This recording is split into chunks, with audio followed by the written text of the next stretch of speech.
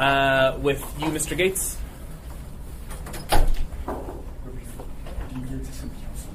Crystal Kennedy. Austin Davidson. Big Salatel. Pete Peterson. Felix Rivera. Christopher Constant. John Nettleton. Cameron Perez-Verdia. And if we could just do introductions for folks in the audience, I think that would be helpful for us. So we'll just start on this side and we'll go around.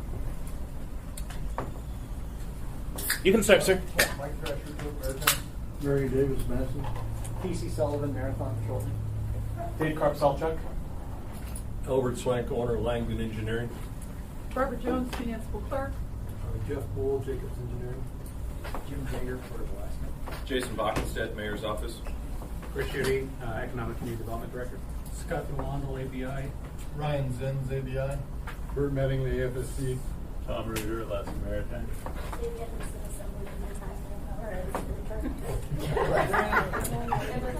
Getting there. Alex Slipka, Chief Fiscal Officer. Rose Herdzalewski, Ascent. Ross Frisbel, Public Finance Manager. Claire Borgman, Northern Compass Group. Cheryl Beckham, Port of Alaska. Christine Smith, Mayor's Office. And Bill Falsey, Anchorage Municipal Manager. All right, and then I think we have a couple folks on the phone. If you can identify yourselves, please. Mark Bakage, Northern Compass Group. Suzanne LaFran, Assembly. And then we've also been joined by the mayor. So I have a agenda that I'll share with everyone. Thank you to Mr. Constant for putting this forward to me. So we're going to start with an update from Mr. Falsey. Then we'd like to hear from Mr. Dave Karp, the chair of the Port User Group. Then we'd like to hear from our consultants, both Ascent and Northern Compass Group. And from there, we will have a group discussion and then discuss our next steps. And this is before us on the 23rd. And we have a second potential work session scheduled if we need it on Monday, July 22nd. Okay, I'll turn it over to you, Mr. Falsey. All right. Thank you, Mr. Rivera. I want to start and say thank you for coming here and for giving us a supersized work session. You know, this is an issue of some great significance, not just to Anchorage, but to the whole of the state. And we are at the place now, we wanted to bring everybody into the fold. So we are planning every card we have completely face up. I have a number of slides to get you all the way through this. I know the seating is a little bit awkward, but because it's going to be so visual, we arranged it in like this. So let's jump into it without further ado. So as the chair said, we have reached a decision point. We have introduced at the last meeting this Assembly Memorandum, which recommends award to Pacific Pile and Marine for the first phase of construction of the petroleum cement terminal for $42 million. We requested and got that it would just be introduced and then set over for the next meeting for a public hearing and for action then. So that's the timeline that brings us together. And because this is the full show, I'm going to do something that I never do, which is to give you words and an agenda. Here's the plan. I'm going to tell you about the port, just quickly to reorient ourselves, the problem we're trying to solve, the plan we have to try to solve it, answer questions about what's going on with the money, talk about the particular bid you have in front of you, what questions the decision of whether to award that bid likely raises for you, what possible alternatives to moving forward we may have, and then ultimately give you the recommendation. Someone's already given up. All right, the port. Everybody has now been taking the tours. I think we're all pretty well oriented, but just to review the bidding, this is Terminal 1, a cargo terminal. Terminal 2, what is sometimes called the Matson berth. Terminal 3, what is sometimes called the tote berth. To the right, you will find petroleum, oil, and lubricant, or POL1, and POL2, even further to the south in this direction. And then finally, we have the south floating dock. Why do we care about this facility? In large measure, because we have three very critical business lines: cargo, petroleum, and cement. Everybody's heard this statistic. We have half of the state's inbound marine freight, about 90% of all the stuff that comes into Alaska is coming in by marine freight, so we have 45% of all the stuff that's coming into Alaska. Most of that, about half of that, leaves Anchorage, so it is definitely a statewide facility. We are providing all of the military fuel and half of the fuel that's sold at the airport. That varies depending on how things work with the pipeline. and 80% of all of the cement. So we are the first port of entry for all of the construction projects for Poville Mine, Fort Richardson, elsewhere, and beyond. So that's our port. What's the problem?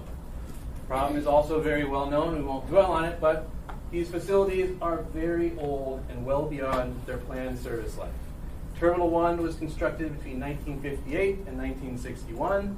Terminal 2, 1966 to 1970. Terminal 3, 1973 to 1977.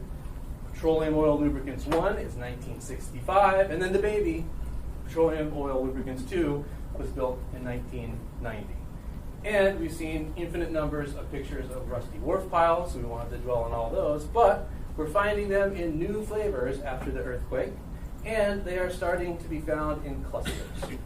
And the clusters are very concerning because when the neighbors start to fail, the neighbors can't pitch in, which means we are doing things like, this is another picture of the clustering. We printed this out on the board. If anyone really wants to spend some time with rusty wharf piles, we have them over there.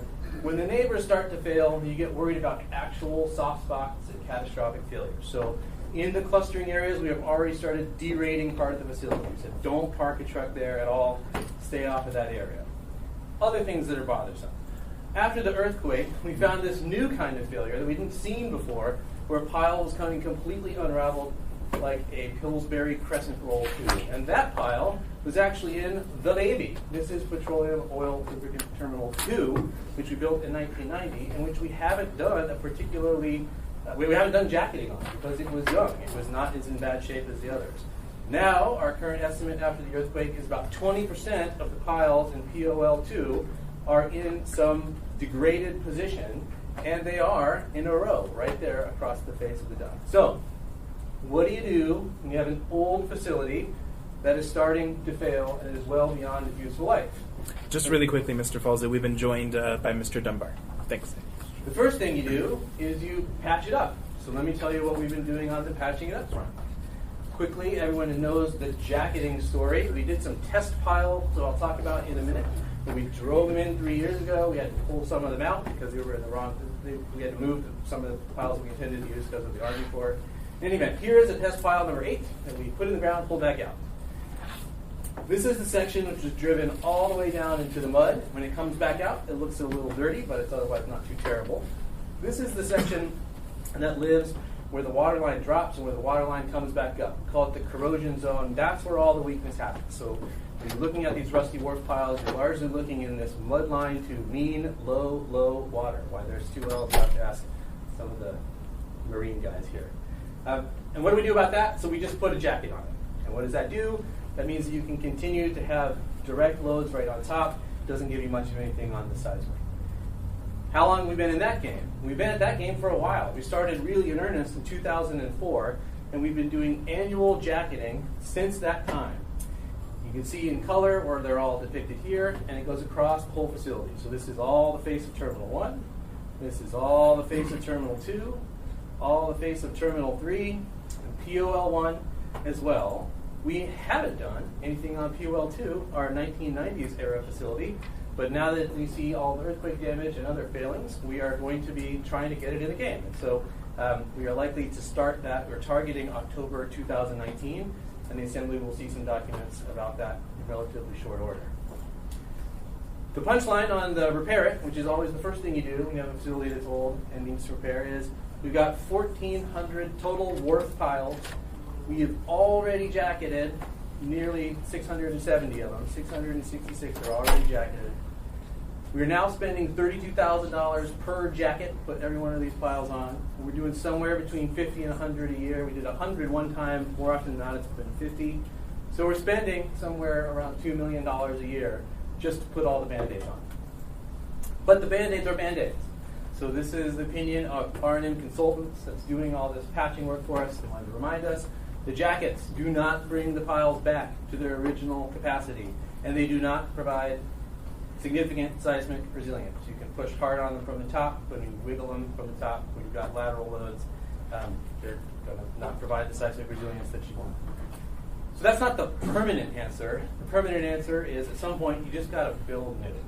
So that's the program that we're in now, the Port of Alaska Modernization Program. Where did this solution come from? We all know that we had the failed federal project. In the ashes of the failed federal project, we had not one, but two design charrettes, 2013 and then again in 2014. It became clear in the 2014 design charrette that one of the very significant challenges about now picking up pieces and replacing the facility in its current configuration with failed federal land to the north is that it is very space constrained. I'll talk about that in a minute, but I do want to remind you, in the 2014 charrette, we had ourselves, the Geotechnical Advisory Commission, the Port of Alaska, then the Port of Anchorage. Tote participated, Horizon Lines was there, now Maxton, ABI Cement was there, Crowley, Southwest Alaska Pilots Association, Cook Inlet Tug and Barge, the Army Corps, and the railroad. So, as I was saying, one of the things that became incredibly complicated is we have this delicate ballet, this intricate dance, where how do you replace the facilities while also keeping them in use? And it is a very tricky game to play because it is so space constrained. We have involved the users in the plan that came out of this, and it will, you'll see, shake out with the petroleum cement terminal proposal.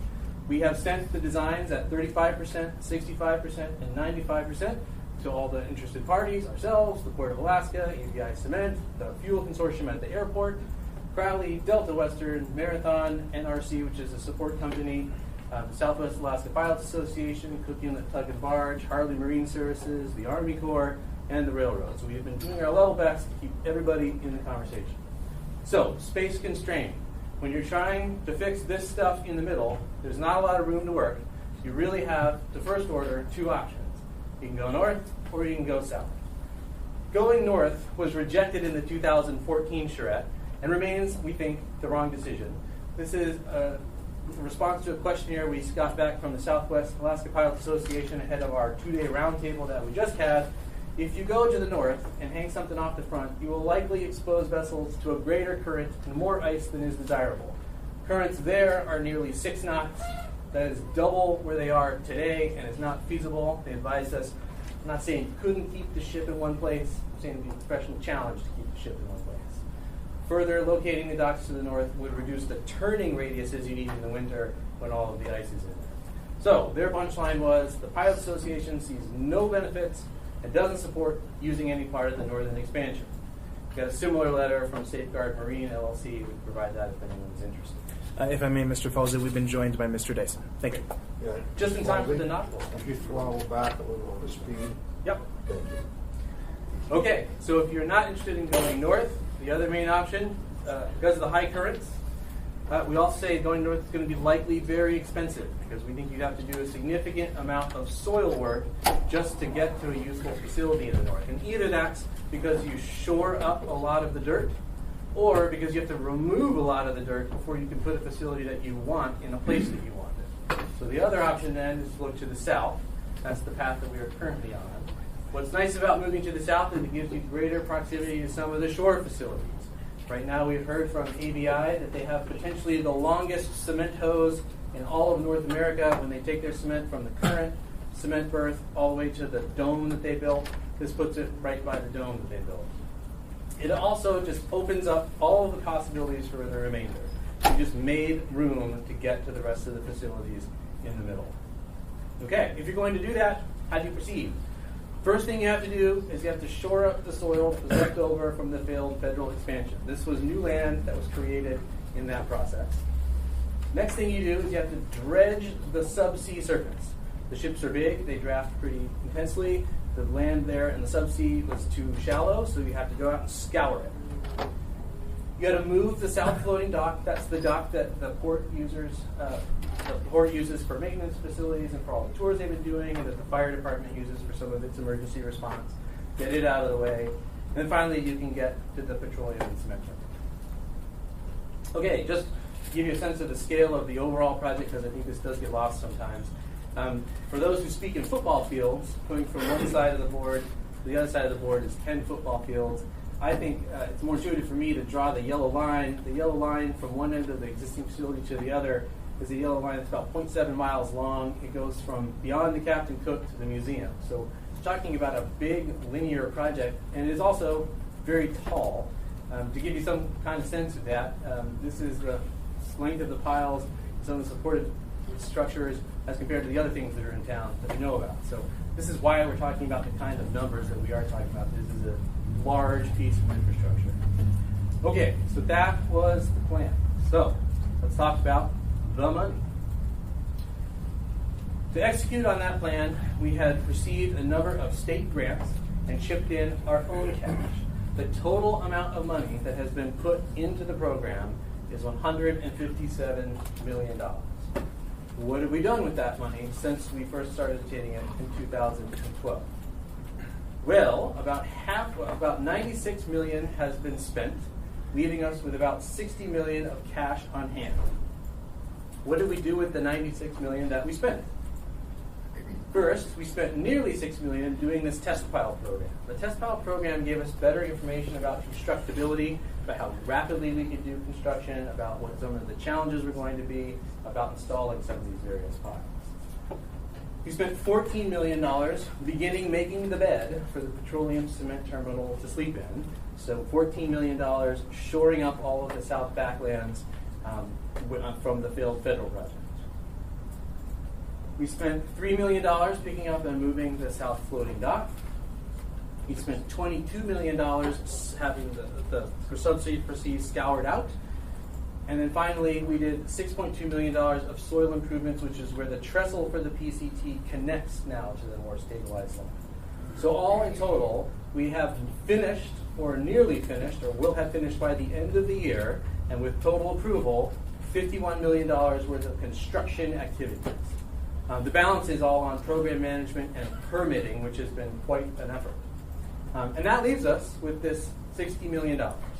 So the question before all of us, as an assembly making decisions, and as a community figuring out how best to steward this is, what do we do with this remaining $60 million?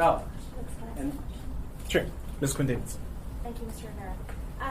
Mr. Folsey, how did we decide to spend the money on those things? Because they seem like they are focused on the south area. So how did we make that decision? Did it come out of the charrettes? yes, so from the upshot of the 2014 charrette was that we should not go to the north, we should go to the south, that the phasing plan that lets you replace the whole facility begins with the petroleum cement terminal. It gets picked up and moved out of the way first. In order to pick up the petroleum cement terminal and move it out of the way first, you've got to do all those other things ahead of time. Do the soil work and do the subsea work. So we're just executing the plan that we have been on since 2014. And that plan had buy-in from the members of those groups that you That was had our read. understanding. Okay, thank you. Thank So you, Mr. $60 million, what flavor does that $60 million that we have in hand now come in? It comes in two flavors. So here's our $61 million that we have left over. This is accurate as of May. So there's a little bit of movement just because it's now July, but this is where we were in May. $60 million comes in two flavors. There's state funding and there's our own cash. We have about $50 million of state funds and we have $11 million of our own cash in the program. A couple things to mention about the state program. First, you will notice that 3 of the 4 sources of state grants are very old. 2012, 2013, 2013. And those grants don't live forever. They expire. So every year, we ask the state, may we please keep this money because we still intend to use it. And we just most recently did that in January, and we have received an extension from the state in January that keeps us in the game with that money through the end of this year and a little the next year. But that's selective. That has to happen every year, and it's certainly possible that they could just say no. Second is the 2018 grant, for what it is worth. The 2018 grant was for the PCT. So the objective of the project was to provide a seismically resilient marine terminal for phase 1 of the Port of Alaska Modernization Program, design and construction of the PCT. You can always negotiate scope changes, but that was what we asked for, and that's why we received it. Okay. So as I mentioned, that gives us, this is the cash we have available to us. The question is, what do we do with that? What is the best use of that $61 million? So that takes us from the money to the bid. We were executing on the plan. Since 2014, we have been advancing all of the designs and finalizing all that. We reached a place where we were ready to put it out to bid. So we put the petroleum cement terminal scope of work out in an ITB this spring. And as a reminder of how we got there, we didn't start on this path. We were initially going to go proceed in a different way. We had procured a designer of record in May of 2017, it was COE, and an independent cost estimator of January 2018, Moffitt and Nichols. And we were originally going to build this not by putting it out to bid, but in an alternative procurement strategy called Construction Manager at Risk, where we brought in Hewitt Manson. And we said, Hewitt Manson, help us design this thing from the very beginning so that we can make sure that what COE comes up with is actually constructible. And you can tell us, Hewitt Manson, if you've got any ideas that make it cheaper or easier to build. So we completed the design in that format, but the end of that was, then we said, Hewitt Manson, now what will you build it for?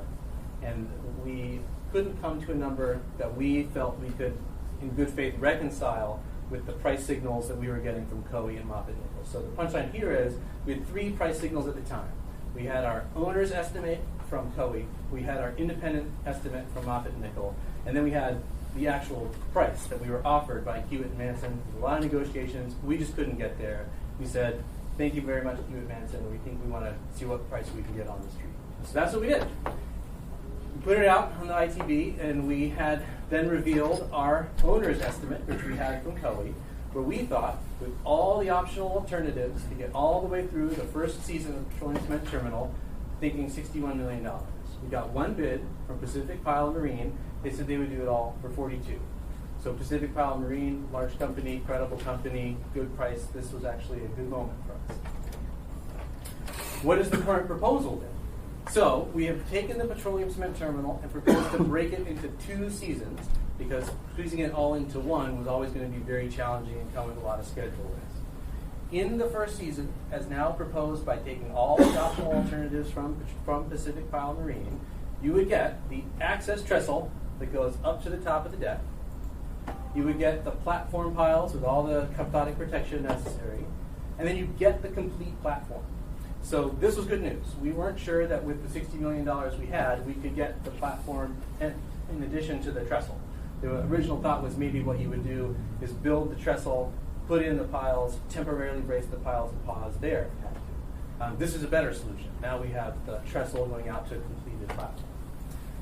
That's the $42 million price point. So then what happens? In order to actually finish it, you have to construct these mooring and breasting dolphins. You can keep the vessels in place if you're using it in regular order. You got to put all the stuff on it, right? So right now we would have a cement facility that is ready for the hose tower and for all the piping and utilities. You have to put that on there. And then you get a more robust final form of the impressed current cathodic protection. What is it going to take to finish? It's going to take, we're now estimating, 116. That's been our original estimate from the very beginning. We did not downward adjust that after receiving the bid from Pacific Pile, but you never know until you know, right? So if you bid it, you might get more, you might get less. If we proceed by awarding the first season's scope of work, Pacific Pile Marine, you have $61 million available to you. You have $42 million you're about to spend. You would need 116 to keep going. You'd be left over with only about 16 in the bank, so you have a shortfall. You're $100 million short of actually finishing the petroleum cement terminal. But there's where you'd be. Okay. There's some time sensitivity to this particular bid because we reached out to Pacific Pile Marine and we said, what is the last possible moment that we could give you notice to proceed before you would have to say, I'm just not able to keep going with this bid? And they said August 1st. That was not a surprise to us because as we were doing all of our own internal modeling, in order to get the piles fabricated, they are the long lead time items. So they want to provide notice to the pile fabricators by August 1st in order for them to be ready to be installed by next spring. So what questions does this raise? You guys will tell me what all questions you have, but I know that there are at least, I think, these 4. First, if we do this now, does it cause immediately the airlines to flee? Second, where does the rest of the money come from? We need to find another $100 million. Third, what if the money doesn't come? What if we just actually get stuck? And fourth, is this the first step down the path to a $2 billion project? Are we going to be committed to a $2 billion project if we go forward with this? So I'll take these one at a time. So when we were initially looking at this, we wanted to make sure everybody understood what this would take if we were left to our own devices and never got any additional help from anyone at all. At that time, we created a proposal that said every piece of the facility will pay for itself through tariffs on that piece of the facility. And in order to get as far as we have gotten on the petroleum cement terminal, we have taken from the cargo's share of the grants that we already have. So we said, what you would do, if you're doing this on your own, would be to borrow $200 million. And if you're going to borrow $200 million, this is what it would take. You would take petroleum from a fraction of a penny, you'd increase it by 2 cents a gallon over 6 years. You'd take cement from $1.60, you'd add nearly $7 to the tariff on the cement. And we put that out there, focus some attention to let people know what the consequence of this is. And immediately, we got a lot of concern that even a 2 cent a gallon change to the fuels could have significant ramifications to the airport. And there's always a tension here because people always are going to say, but any tax on me is going to be negative consequences. But we've talked to people we think are credible, and we agree. I think a tariff like that could have very negative consequences on the airport. As we understand it, part of the reason we are one of the busiest cargo airports in the world is because our gas is comparatively cheap. If we stop being comparatively cheap, the airlines may well overfly us, or they'll start to look for another location. So we have concluded, like a lot of people did, that this is too much. We are not going to do this. So we need some alternative to this if we're going to raise the funds. We want to let folks know we also agree that that is not doable. So we heard from the users that you were going to send a signal if you proceed with the first phase of the petroleum cement terminal that the airport consortiums should just start planning to leave. We hear that concern, and so we will do our level best to pour cold water on it. And so we went to the Port Commission, talked to the Port Commission about this. They passed a resolution that said you can't just get the rest of the money to build the petroleum cement terminal from tariffs on petroleum and cement alone.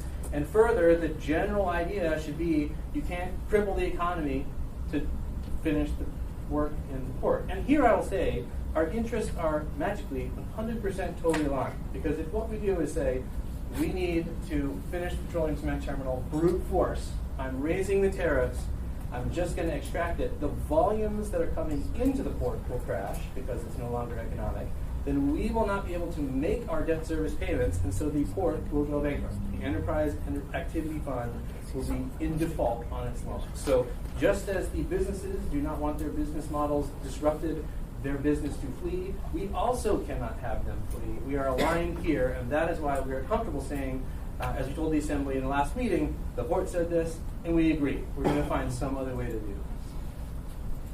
The important point to emphasize for the current decision that you have in front of you is that this is only committing funds that we actually have in hand right now. And it doesn't require you to spend any money on to do any kind of tariff adjustment or commit us to any particular flavor of tariff adjustment. And I'll say more about that in a moment. So does it cause the airlines to flee? I think the answer is it shouldn't, at the very least, because it's not going to impose any additional costs on them. Second, because we're going to message it that we're not going to cripple the airlines.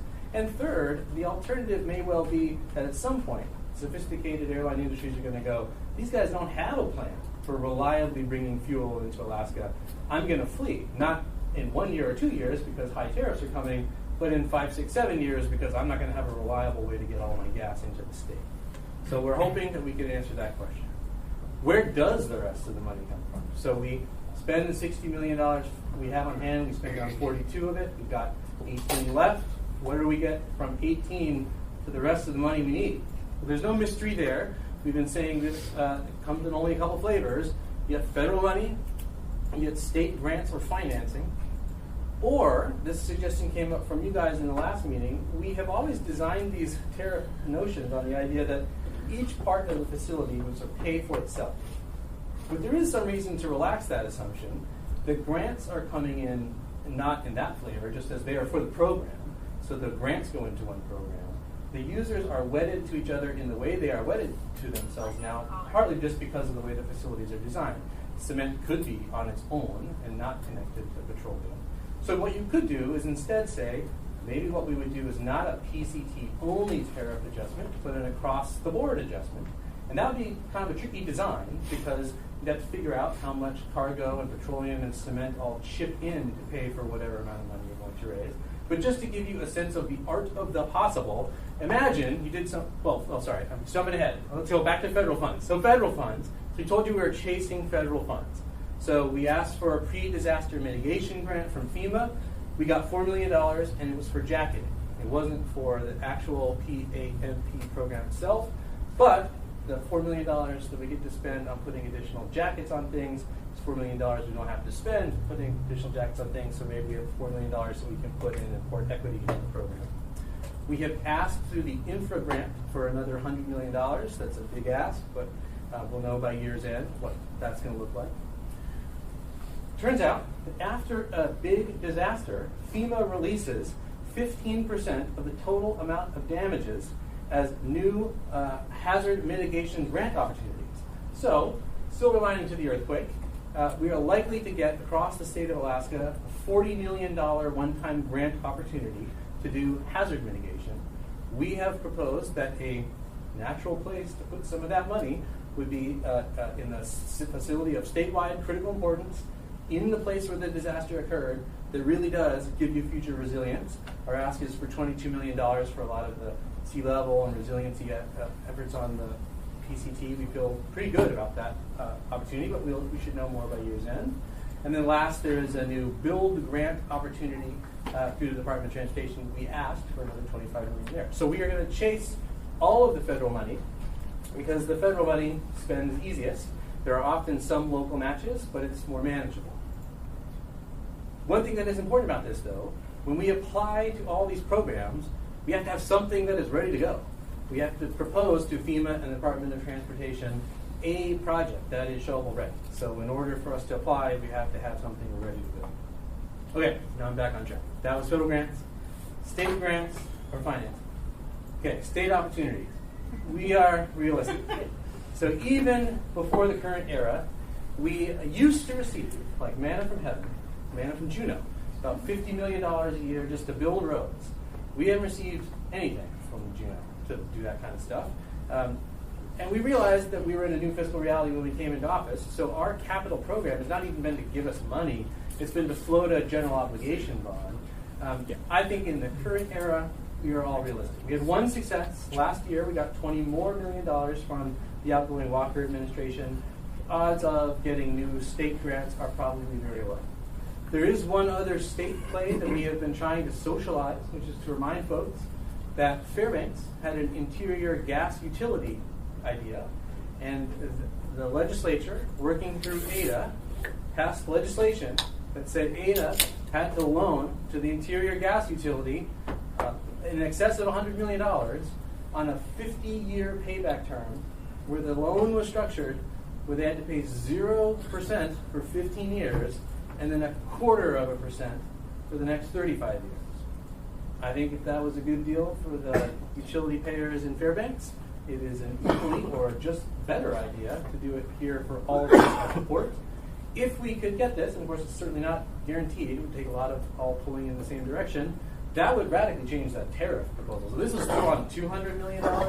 If you got those kind of payback terms, instead of raising the price of fuel by 2 cents a gallon, you would go from 0.4 cents a gallon to a little bit over 0.4 cents a gallon. It would be very marginal. Cement, instead of going up by $6 or $7 a ton, would go up 30 cents. And so that alone would just drop the tariff increases that we showed to other people by 97%.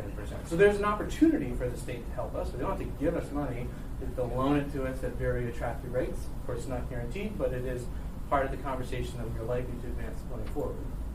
Okay, but if you don't get the federal money... Mr. Falsey, I actually have one question. Mr. Dunbar. Thank you, Mr. Rivera. And I don't want to derail you too much, Bill, but so I think it's good and conservative that you haven't included settlement funds here. If we were to receive the settlement that we hope to get from MARAD, could it be used on this?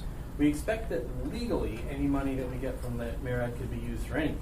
We were harmed, and just like if somebody hits you in your car and they end up settling with you or you win the lawsuit, it's not like you're obligated to rebuild your car. You can use it for your house payment if you want.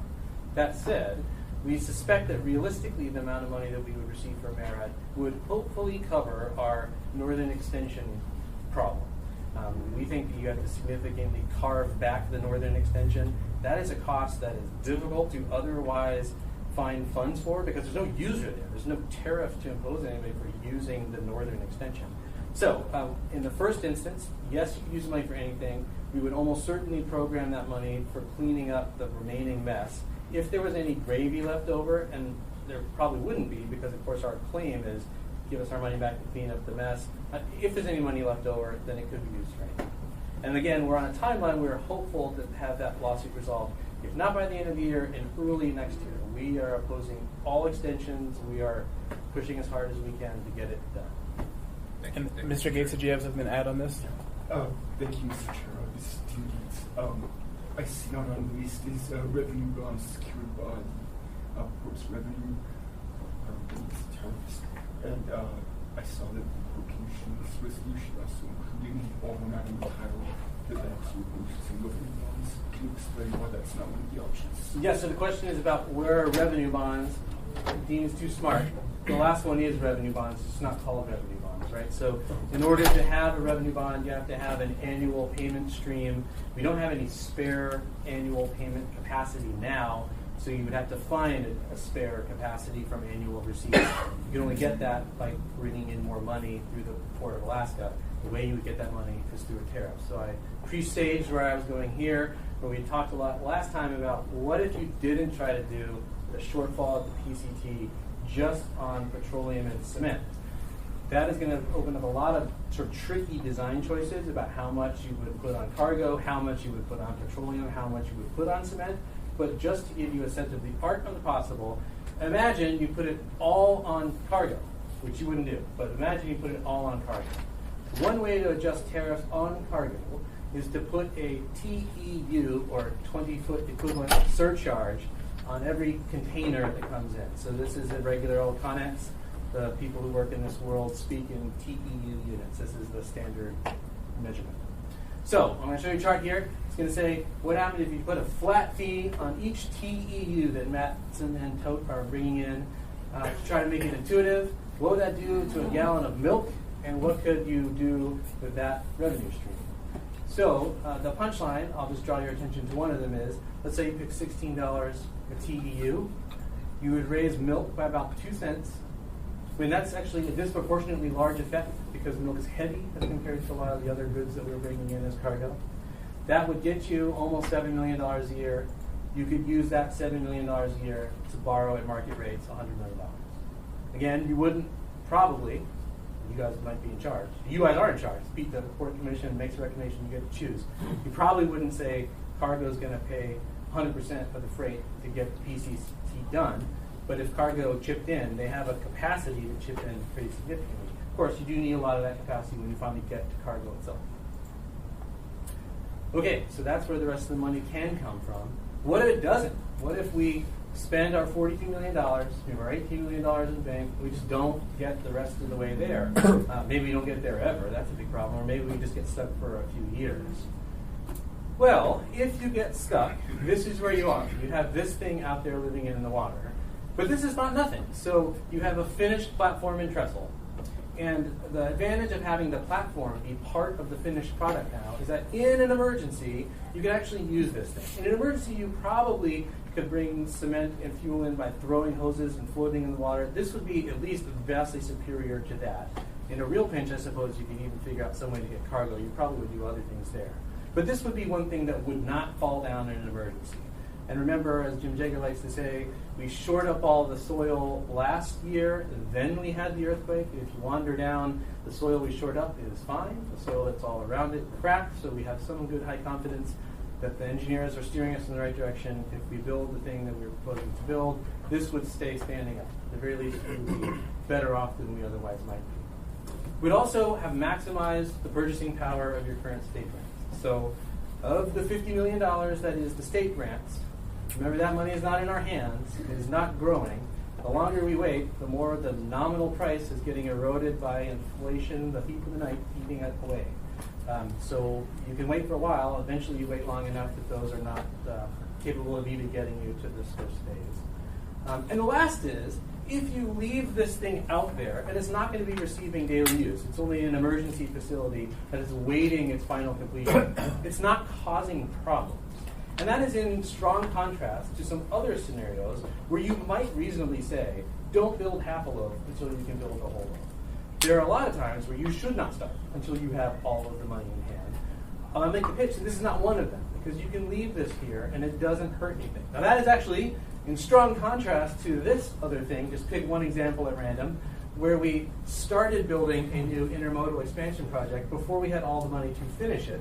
And the consequence of leaving this half done is that we have caused crazy siltation to blow into that outberth area. And that's increased our operating costs, it's made navigability much more difficult.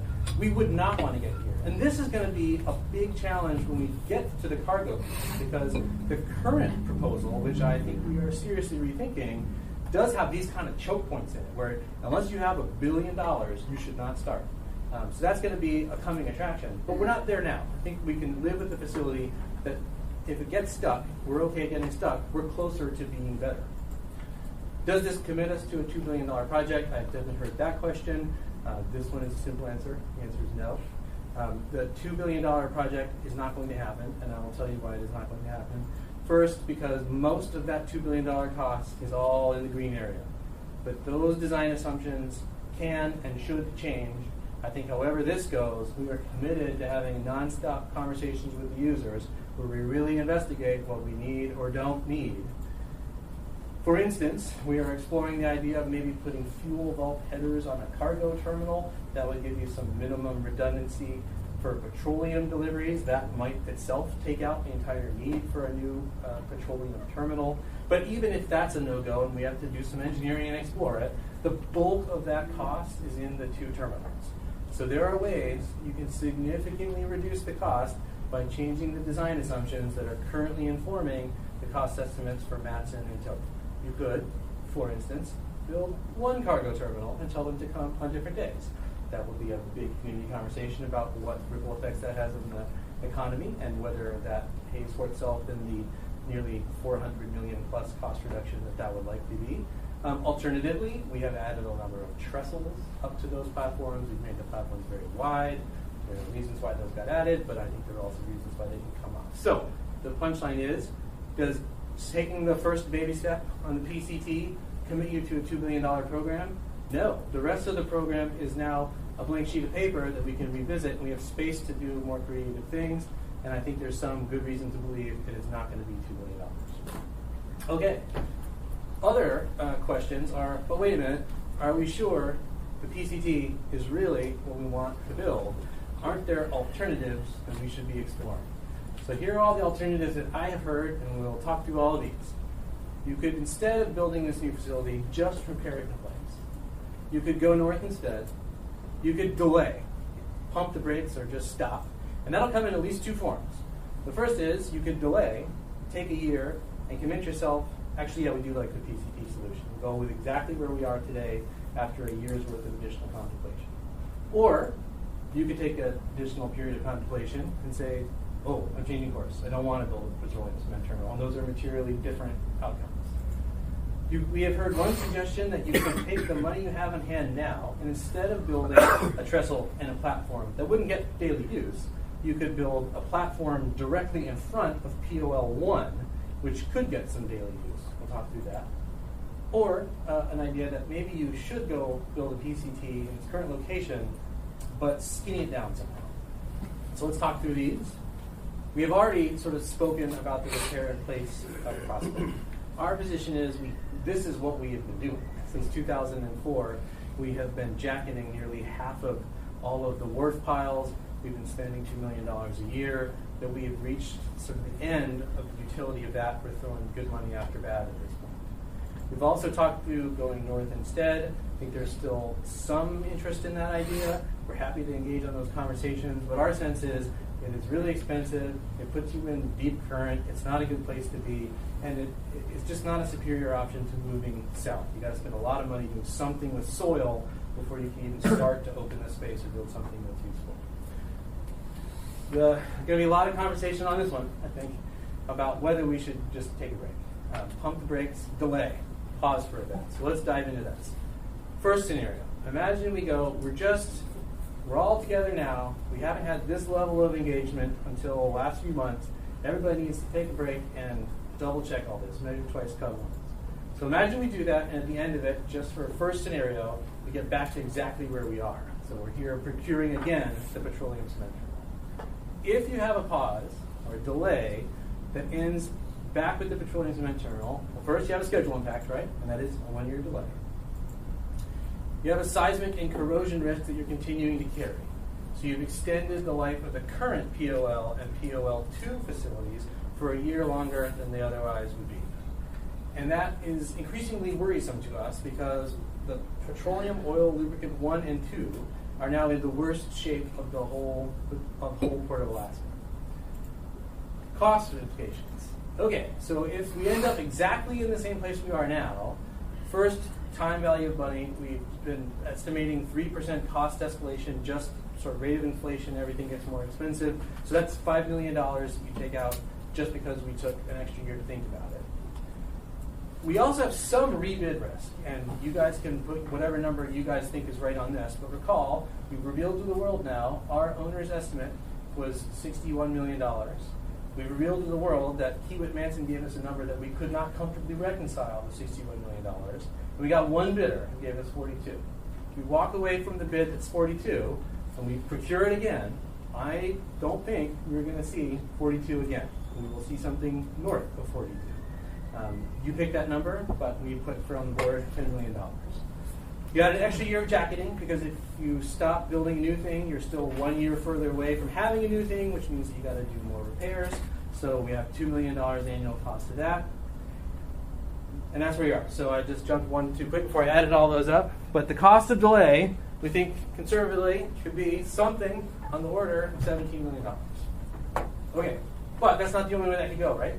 So you could instead say, pump the brakes, hit a delay, we look at it again, and we come back to you, we're back here in the spring, and we go, change our mind, we want to do something else. But doing something else also comes in two flavors. And here is one of them. You could build something very like the PCT, but would not involve radical changes to the design or to the location. So you're building maybe the petroleum cement terminal with a different trestle width, or you're, I don't know, using a different kind of dolphin pile or something.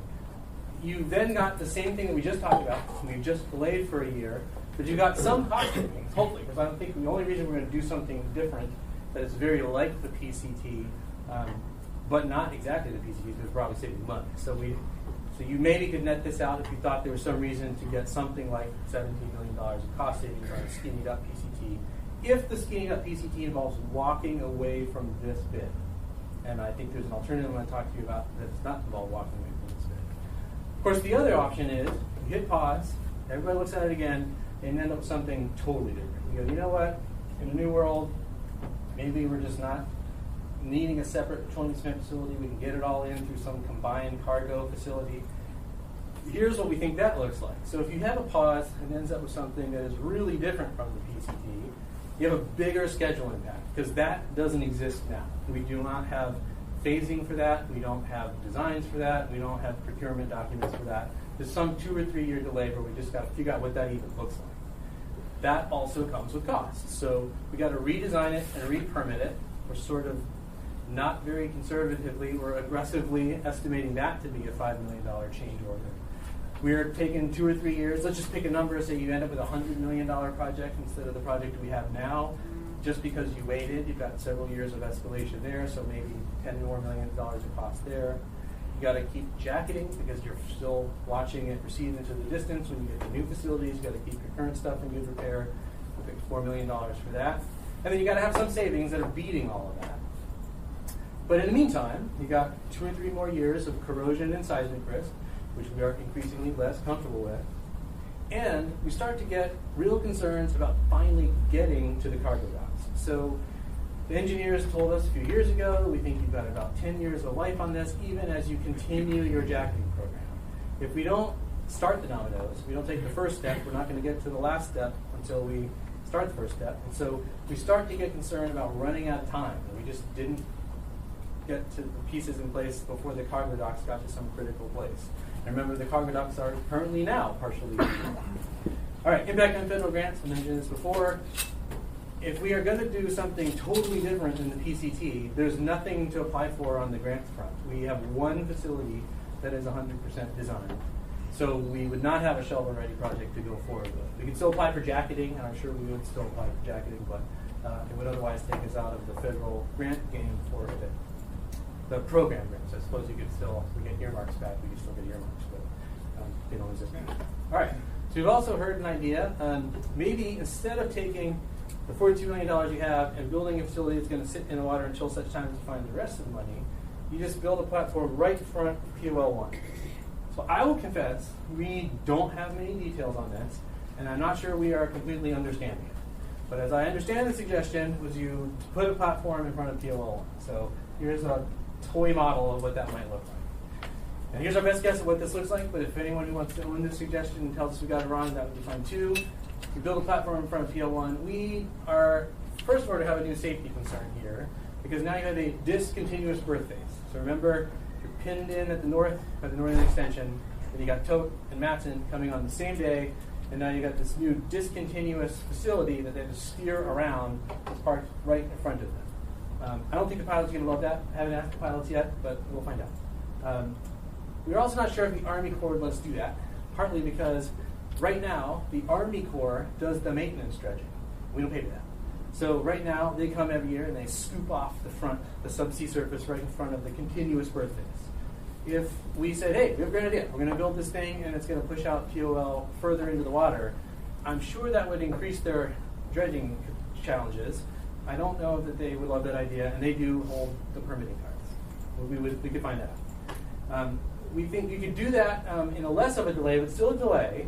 It would be a 2-year delay because you could definitely build it in 1 year, but it's not designed yet. So you'd have to design it and permit it. Possibly you could get away with that in 2 years.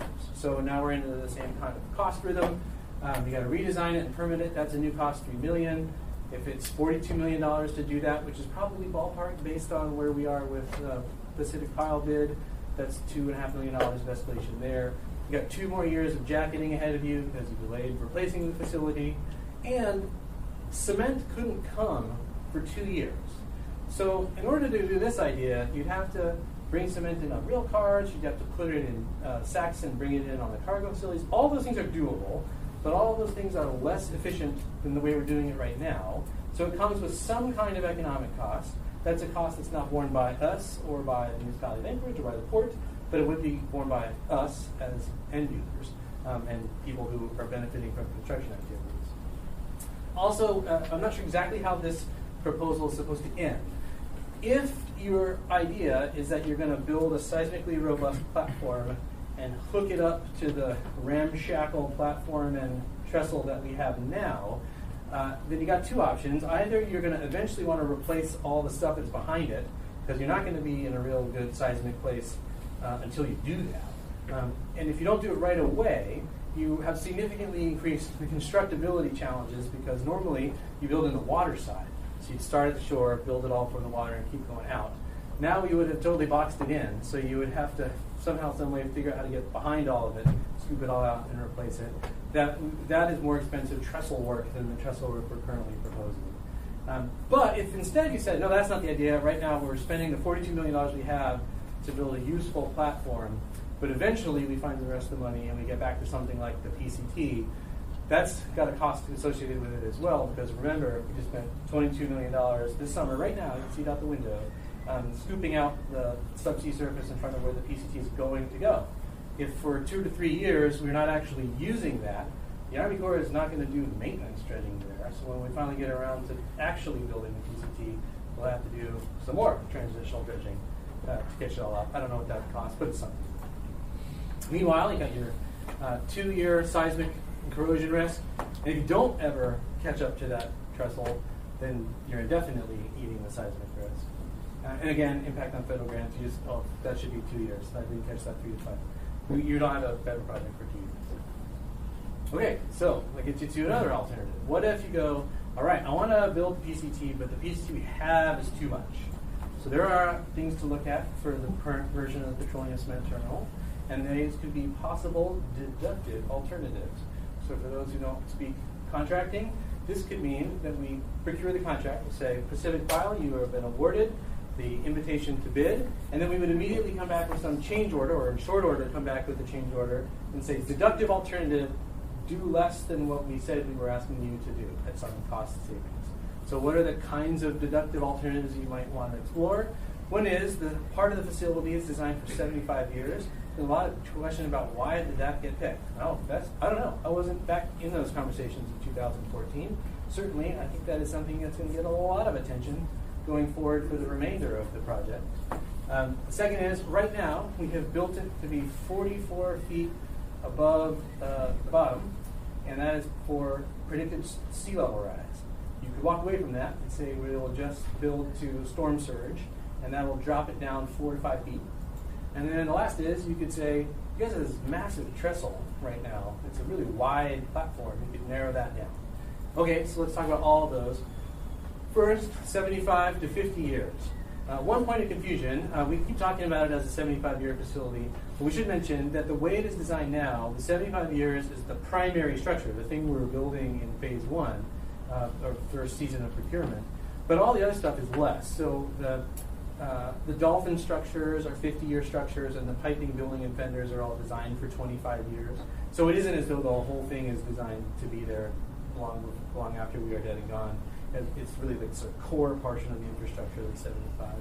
But if you wanted to delete that, if you wanted to say the core platform itself is going to be 50, not 75, one way that you could do that is that we do have these great, impressive coatings on it. So each pile has this protective coating on it that is supposed to last for about 25 years.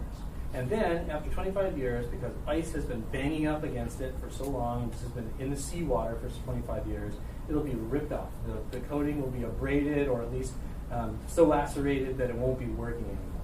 And then at that point, we have the sacrificial steel that starts corroding over time. We have the cathodic protection. We're running current in it to prevent it from corroding.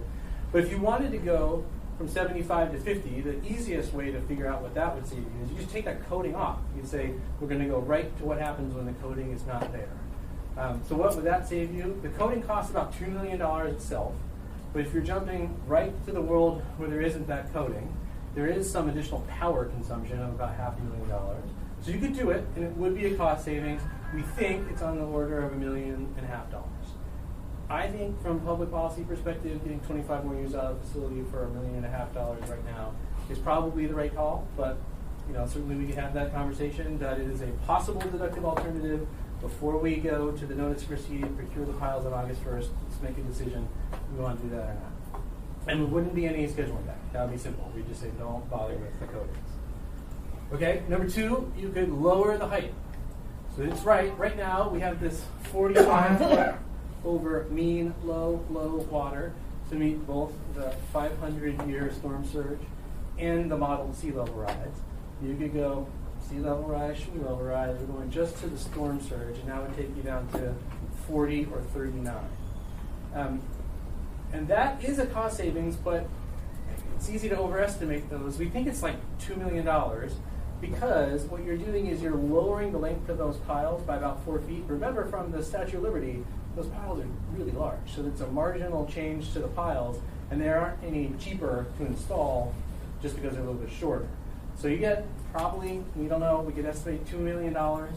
And you might lose the FEMA grant. We do think that this is going to pay for itself, because as we are applying for these hazard mitigation grants, these pre-disaster mitigation grants, we're saying, hey, we're being thoughtful, planning for the future, sea level rise is going up. We can mitigate that so that you're not bailing us out when we're all underwater in 25 years. And I think that we will get an offsetting grant that will actually pay for that. But of course, we don't have it now, so we can make those kind of hard decisions. There is one operational choice. Right now, this is what 35 tide looks like. So this is 35 feet. It gets pretty close to the underside of the facility. If you took the planned petroleum cement terminal from 44 feet to 39, and sea level rise does happen, there is some pretty significant risk that you would keep getting the underside of the facility wet, which helps degrade the concrete over time. So you might not want to go to 39, maybe you go to 41, maybe you go to 42, which would start to eat into those savings. So we've explored this, and we're happy to explore other alternatives, but that one also didn't feel like a great idea. Last one is this narrowing the trestle. So if this is true, so the petroleum spent terminal, first order, is exactly the same as the petroleum terminal that we had originally planned for, except that it's got some cement facilities on the front of it, and it's got this wide trestle. And the trestle is 32 feet wide with a 30-foot width of travel. And that we did because Alaska-based Industries has this gigantic vacuum truck machine that lives in Portland that is more efficient than what they have here. And if you're driving it up and down the trestle, you need space to do that. And they like, and planning for the future, if this is a 50 or a 75-year facility, to have that kind of width. If you said, too bad, so sad, we've been living without this facility, or too bad, so sad, man, why don't you put it on a barge and like put it on the platform every year, don't drive it up and down this trestle, you could make the trestle narrower. And if you did that, you would drop it to 24 feet with a 20-foot requirement. That's the minimum fire code requirement.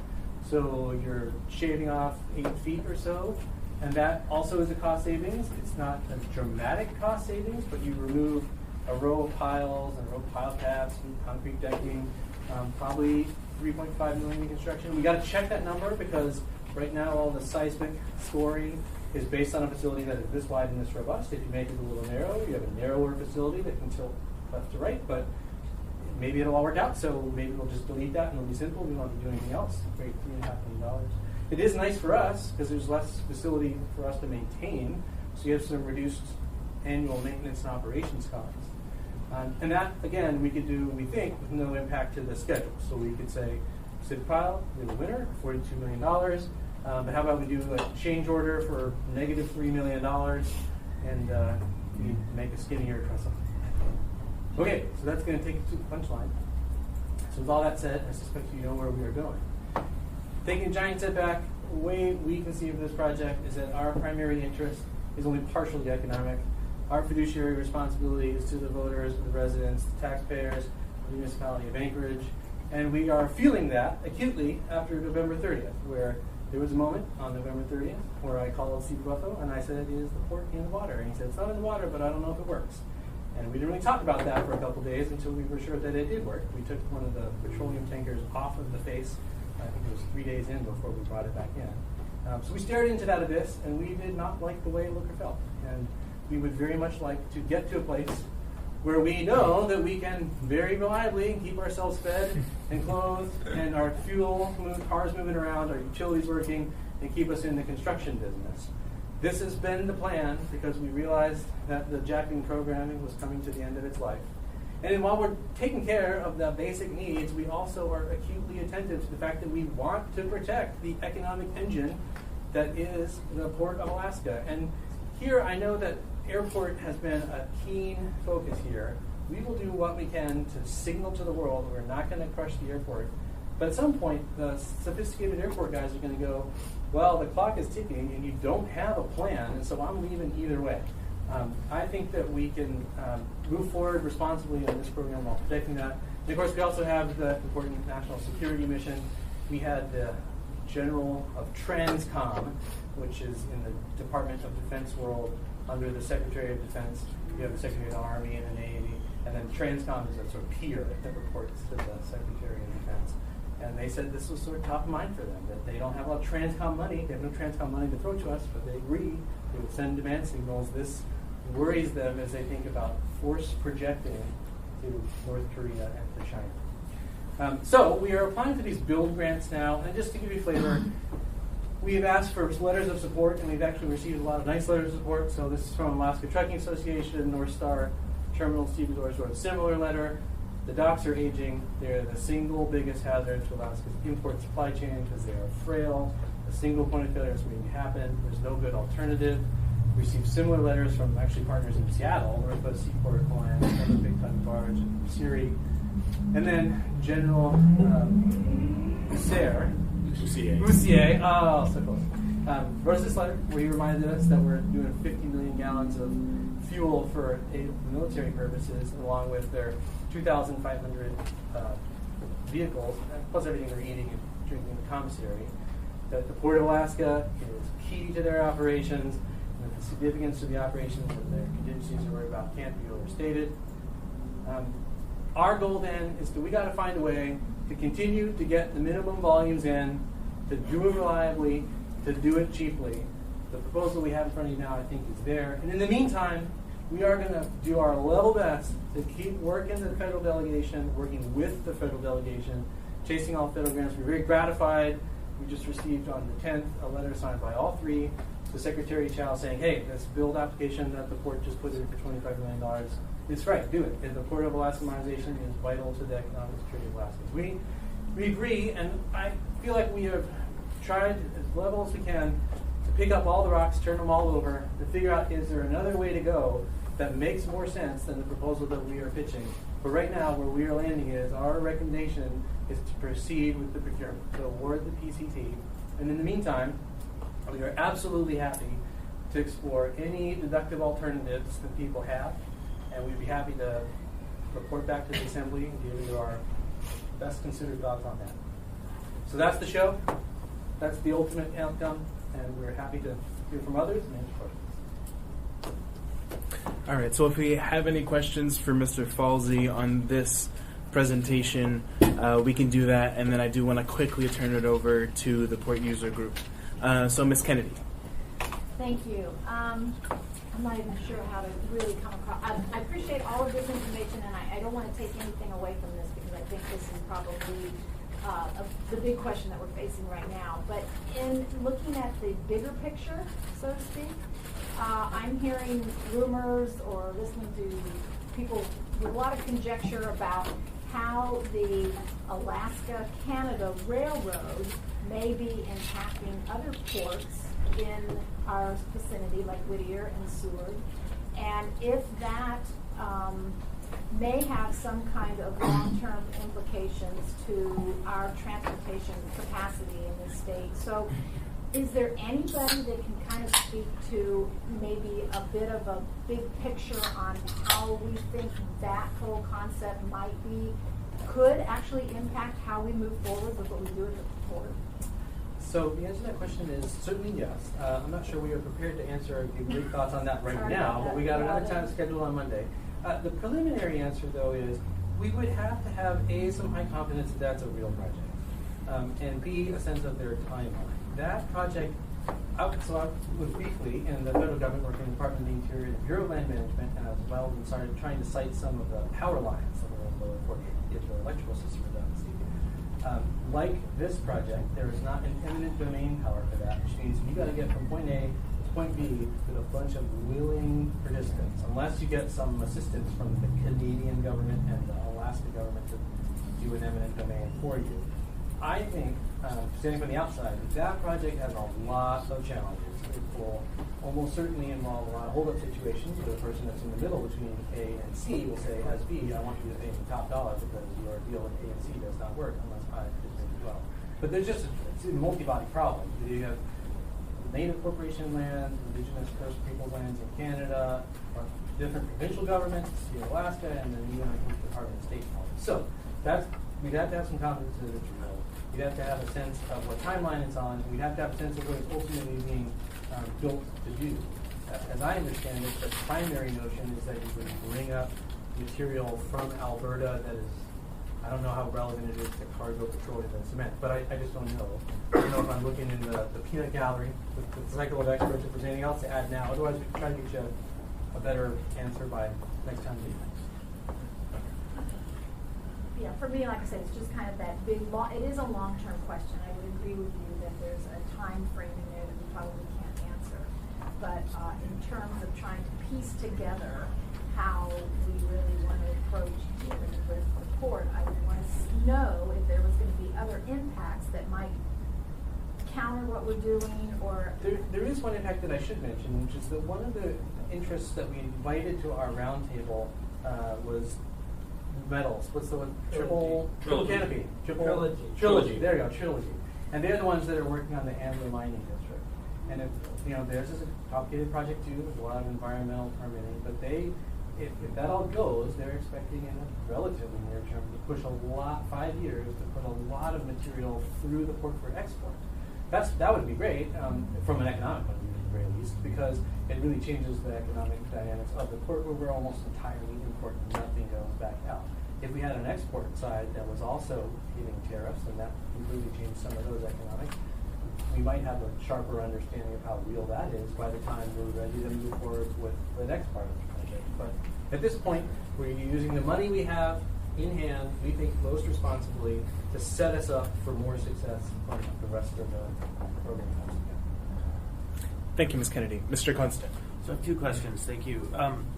First is your discussion, I forget the exact term you used, deductive alternatives. And as that relates to this idea of value engineering, you stated, and I understand to be the fact, that on August 1st, the order must be placed. Yes. And so if we come to the table with alternative decision-making processes that are shorter pilings or other alternatives, those would very likely happen after August 1st. What happens then? Have they given some secondary consideration that they could make their order later if we come up with better alternatives, if we make a deal with them? So a couple of things on that. So some of the deductive alternatives could happen after August 1st. If you, for instance, did a deductive alternative that narrowed the trestle, you might end up with extra piles, but those would be the exact same kind of piles that you would need for later parts of the program, so you would have extra inventory on hand, but that wouldn't be critical. The second is, it does take a long time to fabricate these things. That's why we're doing it by August 1st. So if you said, go procure, I don't know what the number is, X piles of all these coatings, and then 2 months into it we go, never mind, don't worry about the coatings. Then they could do a change order, and we would get we get some piles with coatings and a bunch of piles that don't have coatings. So August 1st is the best time by which to know exactly what we want to order, but I don't think it irrevocably puts us ahead. Because that date's being used as a pretty heavy hammer.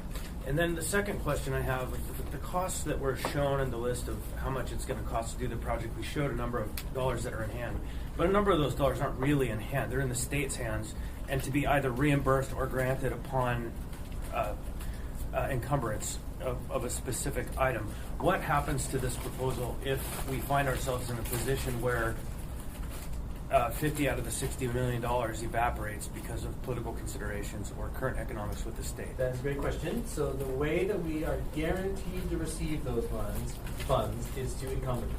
So if on July 23rd you say yes, on July 24th we will award the contract to Pacific File, and we will have $42 million guaranteed. We'll then be in the status where the old grants are all totally used and ours, and the $20 million, the $19 million from 2018 is still not yet expired. So that'll be part of our remaining kitty that will be sort of at risk until it expires, but awarding it actually locks those funds down. If we don't award it, you are right, there is a scenario in which either the state next year would say, would you not agree to extend your funds, or I think there's a legislative way we can remove the funds. And if we don't have the funds, then we are totally stuck. If we lose $30 million, then we don't have enough to build anything that's useful. And is that something we're at risk between now and the 23rd? I don't know how to answer. The rescission, if you would. We have on paper at least the grants are extended through next year. Thank you. Thank you, Mr. Constant. Ms. Salatel. Thank you, Mr. Chair. My question is, with what we can get out of this bid, the trestle, the platform piles, and the complete platform, can you talk me through how that provides some resiliency for us in case of another earthquake where we have additional port failures? Can you talk to me, what's the utility of that? Yeah, maybe I will invite some assistance from the subject matter experts rather than completely spitballing it. But partly the answer is, there are other ways to get stuff in if there's a catastrophic answer. But a lot of it would involve floating fuel lines in the water, which is not the preferred environmental practice. So, what do you say, Jeff? Jeff Poole, Jacobs Engineering. We'd have a trestle and a platform out there that's fully completed. We wouldn't have the mooring dolphin, so if a ship came in, it would be held in place with tugs or anchors or things like that without the mooring dolphins. But you would ostensibly have a facility that would survive a major seismic event when the rest of the port presumably would not be standing. Could I ask a follow-up? And it would shorten the duration to finish that facility with emergency funds that we would most likely get. And when you say facility, do you mean a facility for all types of things that currently come in through the port, cement, petroleum, and cargo, to utilize that as needed on an Cement, emergency basis? petroleum, yes. Cargo, It'd be pretty constrained. You'd have to back trucks out to receive the containers and pull them out. That would be a pretty slow process, but the cement and the fuel, we could string temporary hoses and temporary pipes out there and pick up that commodities that came in. And Jeff just said something I didn't mention, but which is actually a good point too. I mean, in the full catastrophic scenario, 1964 redux, the whole port falls down except for this one thing. And then you got to rebuild, right? And so it's either going to take 2 years for you to rebuild to getting petroleum and cement in the old efficient way, or it takes 1 year. So even if it has a strained utility in the wake of the actual immediate emergency, you're still better off than you would have been. In the meantime, you're not worse for having it been out there and unfinished capacity. Thank you, Ms. Alatel. Mr. Constant, you have one more question? Yeah, there was one question. There was a slide that showed we secure funding from the state ADA. I think it was $100 million, 50-year term, no interest. What's the method of paying those dollars back? That has to be through tariffs, through chair. I mean, the only place that the Port of Alaska makes its money is through tariffs. So I think the users would tell you, when they're here, you can ask them. Everybody understands that there's going to be some tariff adjustment. It's not like, unless something really amazing happens, we're going to get totally free money from someone. Even when we get these federal grants, there is always a local match. So yes, to that question, if we got a very attractive under-market loan from ADA, we would have to pay it back by adjusting the tariffs. We think those tariff adjustments would be less than the rate of inflation and would be doable. And that's the goal. We are trying, just like they are, to keep any tariff impacts to absolute minimum. Thank you, Mr. Constant. All right, I don't see any more questions. Thank you, Mr. Falsey. We'll go ahead and move on then. So Mr. Dave Karp couldn't be here.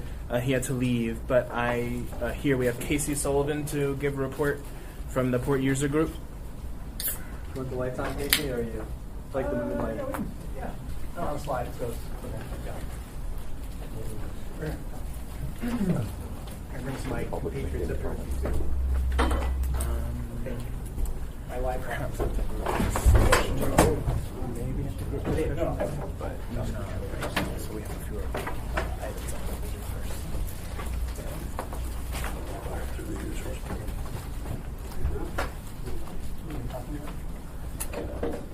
Okay, great.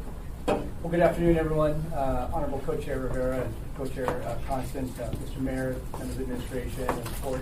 Thank you all for being here today. Appreciate the opportunity to address the group. My name is Casey Sullivan, Government Public Affairs Manager for Marathon Petroleum. I have with me a couple of members of our petroleum user group. I'll let them introduce themselves. Mary Davidson Matthew.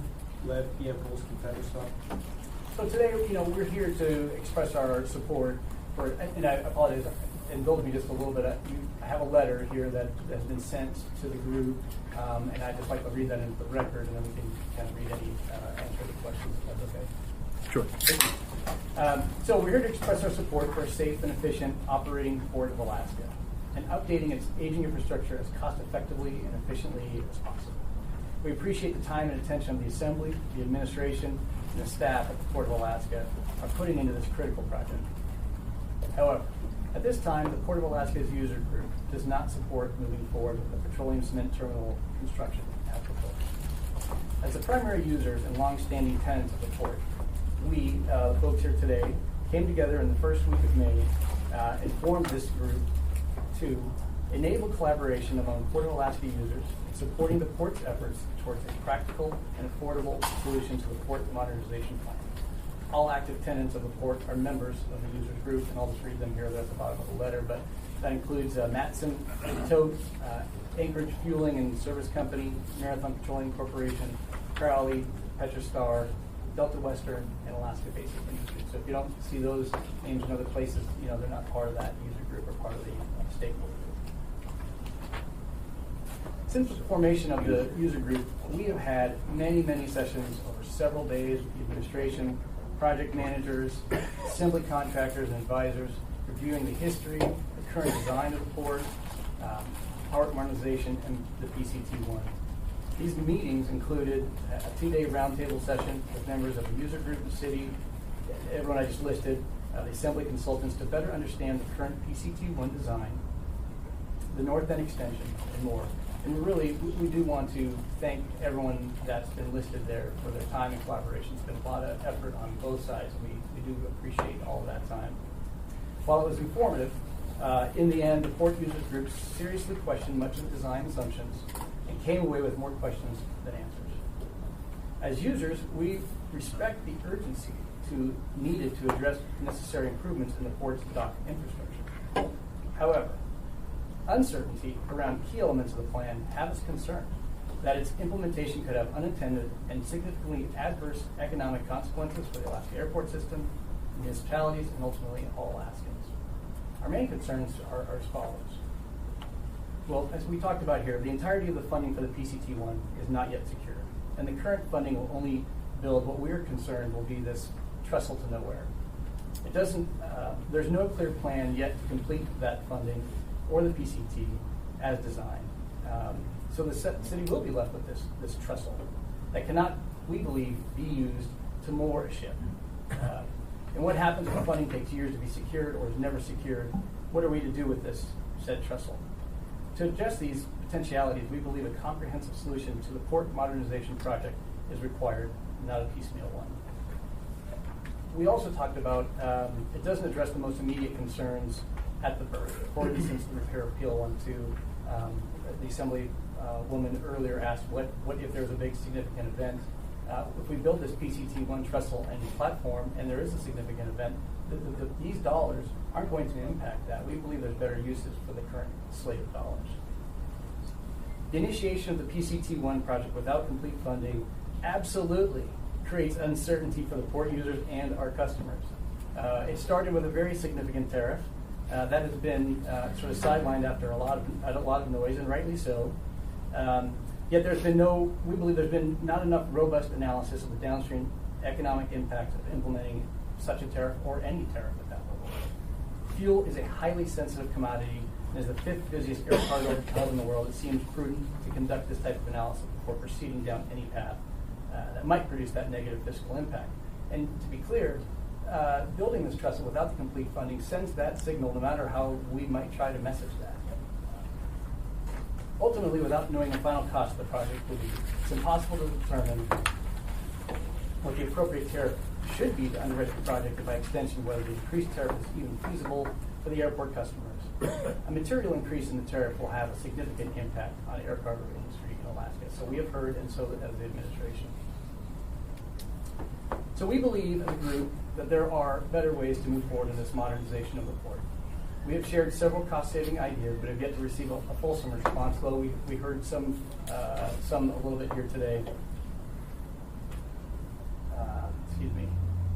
Therefore, the user group believes more time is needed to fully vet the project and formulate and review additional alternatives.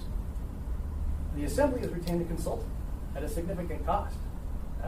We believe to review the PCT plan and to provide an analysis for your consideration. This report is due in mid-September. We believe it's prudent that you should wait for this report in order to make the best informed decision. There is an overall lack of confidence in this project being completed. The project, as designed, in our opinion, is unaffordable. The project, in our opinion, lacks stakeholder alignment.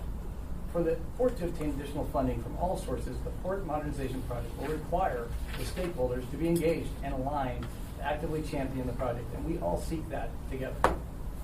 The power of our alignment should not be understated. Not only is it important, it's also very high. It's extremely powerful. So for those reasons, we respectfully request that you, 1, suspend the procurement process for the PCT-1 and the trestle to nowhere. And 2, wait for your consultant's report due in September.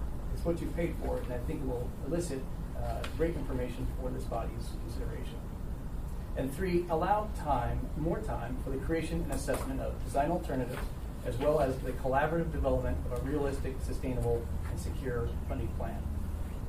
The port users are committed to working with key stakeholders, everyone in this room, to gain the critical support of our state or federal delegations and the Department of Defense. We appreciate your consideration of our request and look forward to working with your administration and port team for the successful. Did you have any more comments? I did not. We just think, again, we want to just thank everyone for the time and attention. We appreciate that this users group was formed perhaps late, if you will, a little bit in the process. It may seem like that. We have been involved along the way. There's been a lot of ideas and sharing of that. But I think our statement speaks for itself. Thank you, sir. Thank you. Yeah. All right, so I have some questions. I'll start with Mr. Dunbar and then go down the list. Thank you. Mr. Sullivan, you said that you were referring specifically to POL and the PCT and the funding from the state that you have secured or sort of secured there, whether it's $42 million or $60 million. And you said the user group knows of better uses for those dollars. Could you explain in detail what you mean? What are the better uses for those dollars? So I think the best way to consider that is Bill was kind enough to present kind of a back end of an envelope shot at what it would take to repair POL1. And I think it was a bit simplistic and not fully vetted. The most dangerous or the most stressful time for a berth or for a dock is when a ship docks, right? It's that stress of the boat hitting those mooring dolphins and the side of the dock. So there's a way to extend the life of that failing facility that we've been told is critical and is on fire, it's going to fall in the water, to just push the face out far enough, 20 to 30 feet. You drive additional dolphins, pilings, you build something that's robust enough to take the pressure from the vessels that are mooring there. And it's something that can be done in a single season without impacting other operations. But in that case, if we do have a major seismic event, what happens to everything behind that face we put up? So I would say that facility survived the last seismic event. And if we're speculating on what would happen with a 9.4 or greater earthquake, the question that I would pose is, what would survive inside the port? Your fuel tanks, your facilities to do something are all going to collapse.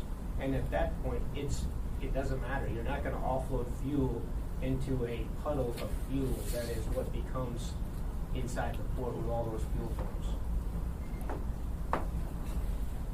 Thank you, Mr. Dunbar. Oh, could you state your name for the record, please, sir? Lev Yankowski. Mr. Chair, just one kind of a clarification. We're talking a lot about what happens in the event of a significant seismic event and will all be lost. And just a reminder to folks that, that 40% of the fuel that comes into the port is through a pipeline, primarily, that comes up from the McKissick's refinery. So it's not all lost if in fact we have a large seismic event, although that could be impacted, no doubt. Just as an understanding, that's not all the fuel for the municipality does not come across the port, right? There is contingency backup. So just wanted to clarify that for everyone. Thank you. I would also add to that I believe Jeff's idea of holding the boat in place with tugs is probably not one that the mariner community would support. They'd be better off anchoring offshore, and then you just use hoses to get to whatever facility. And this way you can anchor directly near the airport or somewhere else where you have existing tankage to be used in an emergency. And I remind folks what happened with Nome several years ago when they just ran a bunch of hoses to get fuel over the ice. Thank you. So I have Ms. Zolotel, Ms. Quinn Davidson, then Mr. Weddleton. Yeah, I have two questions. Oh, sure. If that's okay. And these may not necessarily be for the users and may need to be reserved, but when was the last time that tariffs were increased on petroleum or cement? It's a 5-year cycle. 5-year cycle? Okay. So we're due for another increase. And I think I would remind folks that what was shown by Bill's presentation was just for the PCT. And so you can kind of use that math to calculate total impacts for the entire port. And I think that's a key point to keep in mind, that we keep focusing on the PCT, but the reality is there's a larger issue that needs to be solved. And ideally you have the entire funding plan structure so you can say this is what the tariff picture looks like, because we know we've secured other funding streams. Okay, I understand that. So, I mean, it's projected that if we delay, a year to come up with something else, or anyway, if we delay a year potentially, we're looking at about a $17 million increase. Are the users willing to pay tariffs to cover the delay costs? So I think I would challenge the fact that we're talking about delaying phase 1. We don't have the funding or the ability to start anything else. So it's a bit of a hypothetical question. I don't think you would stop jacketing. A lot of the savings that are presented are only there if you roll from the beginning of PCT into the remainder of the 10-year project. So I would argue that the savings could be achieved by designing a more fit-for-purpose facility and potentially achieving the value engineering. So it's your opinion that the, let's call them the delay costs of Yeah, $17 million could be made up for in cost savings with some other design that would be part of not just looking at the PCT but the entire port project? The entire structure, right. And again, I would say this, the value's there, but if you can't start year 2, 3, and 4, it's a bit of a hypothetical discussion, right? Right now, we're talking about just doing 1 year building a trestle that we've called the trestle to nowhere that has some usability potentially, depending on who you talk to. But then you're back in the same situation of you need more money, POL 1, POL 2, and the rest of the board is still going down the path that they're on. So what have we really achieved by building it? Thank you, Ms. Olatel. Ms. Quinn Davidson. Thank you, Mr. Chair. You presented an alternative in response to Mr. Dunbar's question, but I haven't seen anything that's detailed or helpful for us to understand exactly how that would happen. I appreciate the administration taking care to put together a really helpful presentation, and I just haven't seen that. I'm seeing very general comments here, and unless we have something very specific, the idea of losing, potentially $17 million, potentially more, having an earthquake, all of those are very serious risks. So in order for me to take your proposal seriously, there needs to be some details. So can you provide that to us? So I think the question that I have for you is, my question is, why was this not conducted by the port team when they discount the renovation in place? So for us, we would have to go out and do the same thing. We'd have to get an engineers to study it and put it together. Now, we could absolutely take that back to the user group as a proposal, but I think the question that I would pose is, we've got a very qualified engineering team. Was this not considered as part of the decision to build a $1.9 billion port? I think there's a two-piece, right? We'll take it back to the user group, but I would also ask that renovation of an existing facility, was this not considered? Is that? And the other part of that is, you have your own consultant, right, that you've hired primarily to look at the overall modernization plan and the PCT one. That report is due in mid-September, so there's this deadline, is pushing the deadline of August 1, yet 2 weeks later, you're going to get a report that will provide a lot of those alternatives and issues. So you're so getting a little bit of the cart before the horse. I understand project management. A lot of these folks are all living in the private business sector and project management. What we're sort of illustrating is you don't do these things, generally speaking, project management side without full funding, and potentially looking at all the alternatives. So from the Assembly's perspective, I'd say we should wait for this report. Frankly, that's what would be mine.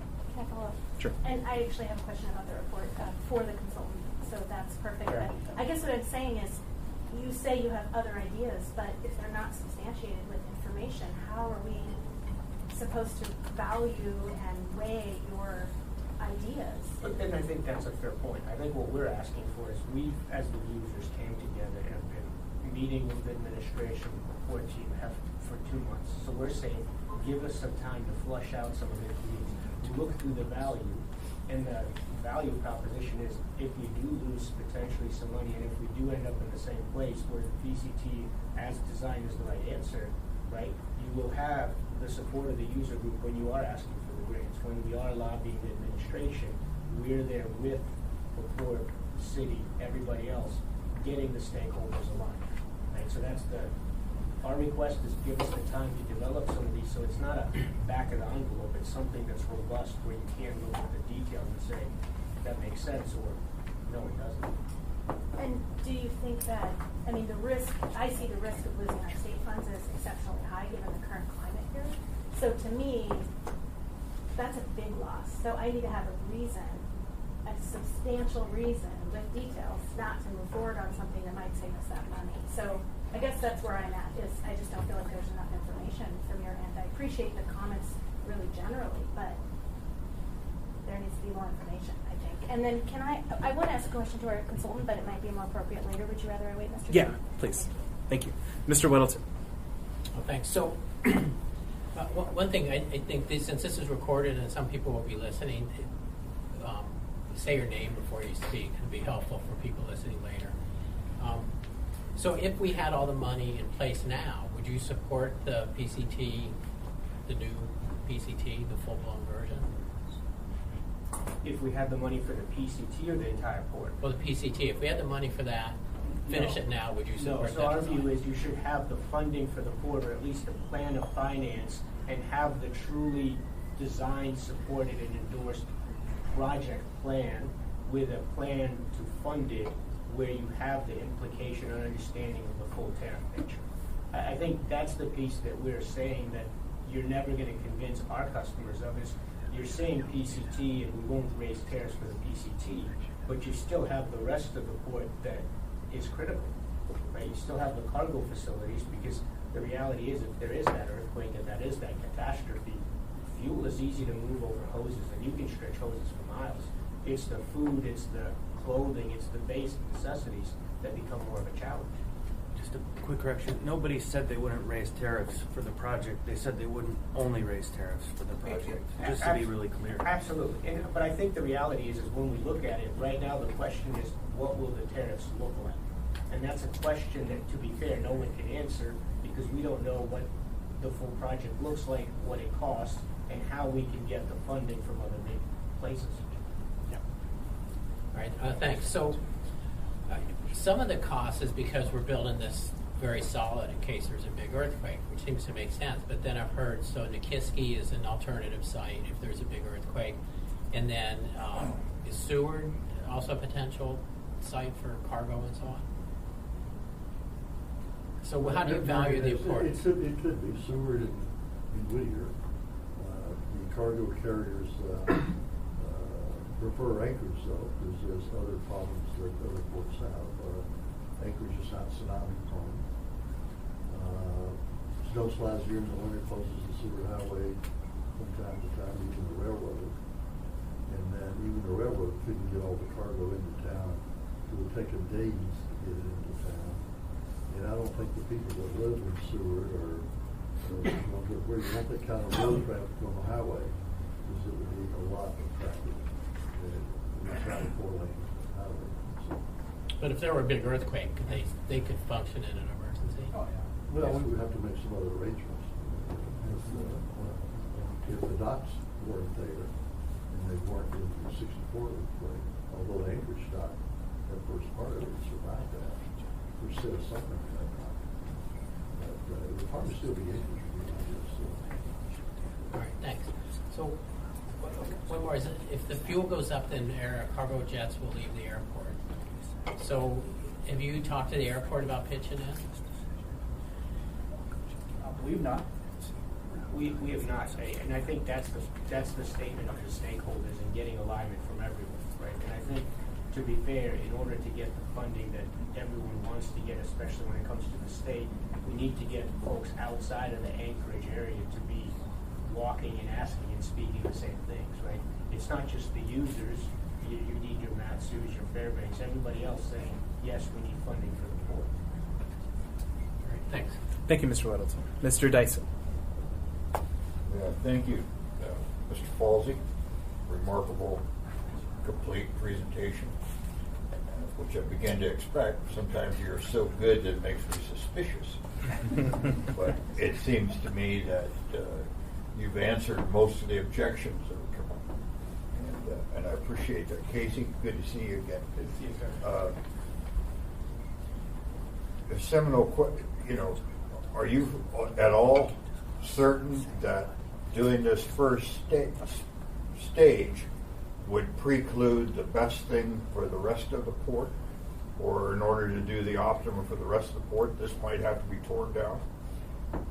That's a good question to ask. That'd be a very valid reason for us to go slow.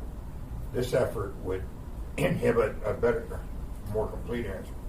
Secondly, Mr. Falsey, if he put before us some assumptions that you think are very credible, we need to know that. And that's just a question that my colleague here was kind of getting at, and so on. And one of those was the significant risk that we delay execution of this next Tuesday, that there are likely to be a few $1 million cost penalty in the fact that we may not get as good a bid in the future. So, that's a risk of probability X and so on. So, that would help us come up with a reason. I'm always suspicious when somebody comes to me, like Mr. Palsy had, that you got to do this, you got to do it now, and calls me on the phone and say, if you don't buy this great deal right now, it's never going to be offered again, and so on and so forth. You did that to us too. Pardon? Yeah. But that, I don't know that that's the case at all here. This things just raise alarms for me. And I thought that Mr. Falsey made a pretty good presentation that of the several ways of paying for this thing, the tariff impact particularly on the commodities, was relatively minor. And he also made the point that airport fuel users will also be looking negatively at us in the long haul if we don't show that we're working expeditiously for a good solution for their fuel security. So if you guys offline but quickly could help us understand where Mr. Falsey's assumptions are flawed or questionable. Thank you. Sure, and we don't do it offline. I'll see if I can tackle a lot of those. So I think to start was the what if we build it? What's the problem if we build that? I guess it doesn't address the current problem that we have today. And while you are currently jacketing many of these structures, could this money be used in a better way to secure the POL, one, and two, so it is more secure in case of those seismic while we go back and evaluate, and as Mr. Fowler would say, interrogate additional alternatives. That gets me to number two, right?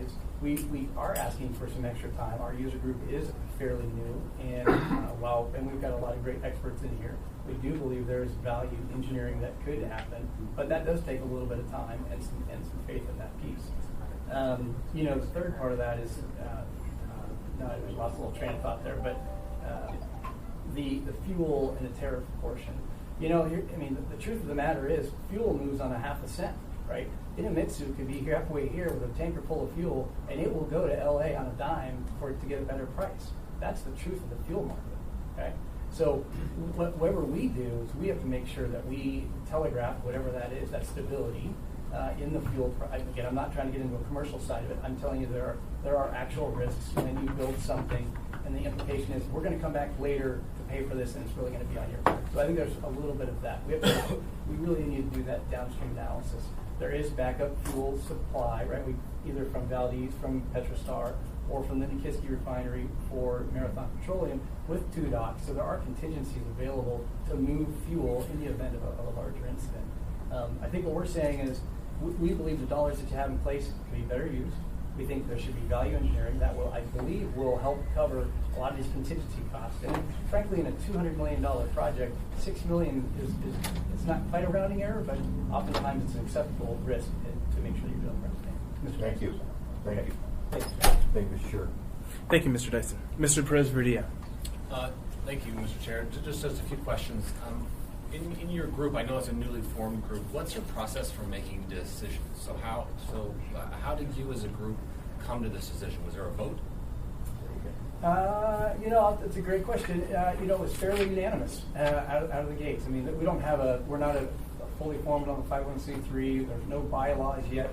We're a group of we are the users of support, right? We are the tenants of support. This tariff that we talk about was really the attention getter, and I think it was by design by the city to really help formulate this group, and we applaud them for that, because now we're here and we're engaged. But I think that the process overall led us unanimously to sort of this decision that we need to take a pause. These monies could be used in better ways, and really we need to spend more time to really look at some of these cost alternatives. And I'll say that we've had a great I was unable to be in the round table, but all the folks here were in the round table. We talked about a lot of issues. And things like, hey, did you consider this? Did you consider that? Could we do this? And oftentimes it was yes, and sometimes it was like, no, we haven't. It's a good question. So there are a lot of questions that came out of that round table relative to value engineering that have not yet been addressed. Okay, so that's what came us to this point of like, okay, we've got more questions than answers. So we really feel like we didn't take this lightly. Right? We didn't come into here to blow this up. We know there's been a lot of work done. There's great people doing a lot of work on this project. But based on the roundtable, based on the work that we've done, our companies seeing what the potential impacts are, and being project managers and seeing how we would do a private built project, felt strongly about our stance. To add to that, I think the fuel vaults that were mentioned, sorry about that, Lev Diepolsky. So the fuel vaults that were brought up in the presentation by Bill earlier, that came up in the roundtable, right? It was brought up. Everyone seems to believe that it's value there. It needs to be bottomed out and explored, and that potentially reduces the need to build a POL facility in the future. So, to me, I think that answers the question of you potentially save on building a 400 million POL2 in the bigger project by taking a year. So I would also add 6 million out of 200, yes, 6 million out of 1.9 billion. At that point, it's almost not even worth the debate. So I'm trying to get to understanding your objection and the need for the pause. And so the first question was really led to, was it unanimous? Was your group unanimously in favor of this? There was no outliers. Is that right? Okay. And then the second question is really about trying to understand the nature of the concern. Where are the non-negotiables? What is your sense of the non-negotiables for your group? Are we going to go down this road if there is a pause, and you're only in favor of it if full funding is in place? Where are some of the non-negotiables for your group so that and do you know that at this point? You've mentioned several times that we need to have full funding in place and a full plan in place before it's logical to move forward. Is that a non-negotiable for your group? Yeah, so I'll take a shot at Lev Diepolsky. So I think I would say that getting that alignment, so everybody from the user group as a start saying, yep, this is truly the best plan. We are hand in hand with where the board, the Muni, the design team is, right? And then having the phasing and a funding plan, right? So you could potentially not have the full 1.9, 1.1, wherever it ends up, check in the bank, if you will, but have the avenues and know that this portion is paid for with this mechanism, this portion with this mechanism. Because otherwise, we're talking about this trestle, and that's good, and I understand the risk that we lose that money, but that trestle ultimately doesn't fix the port.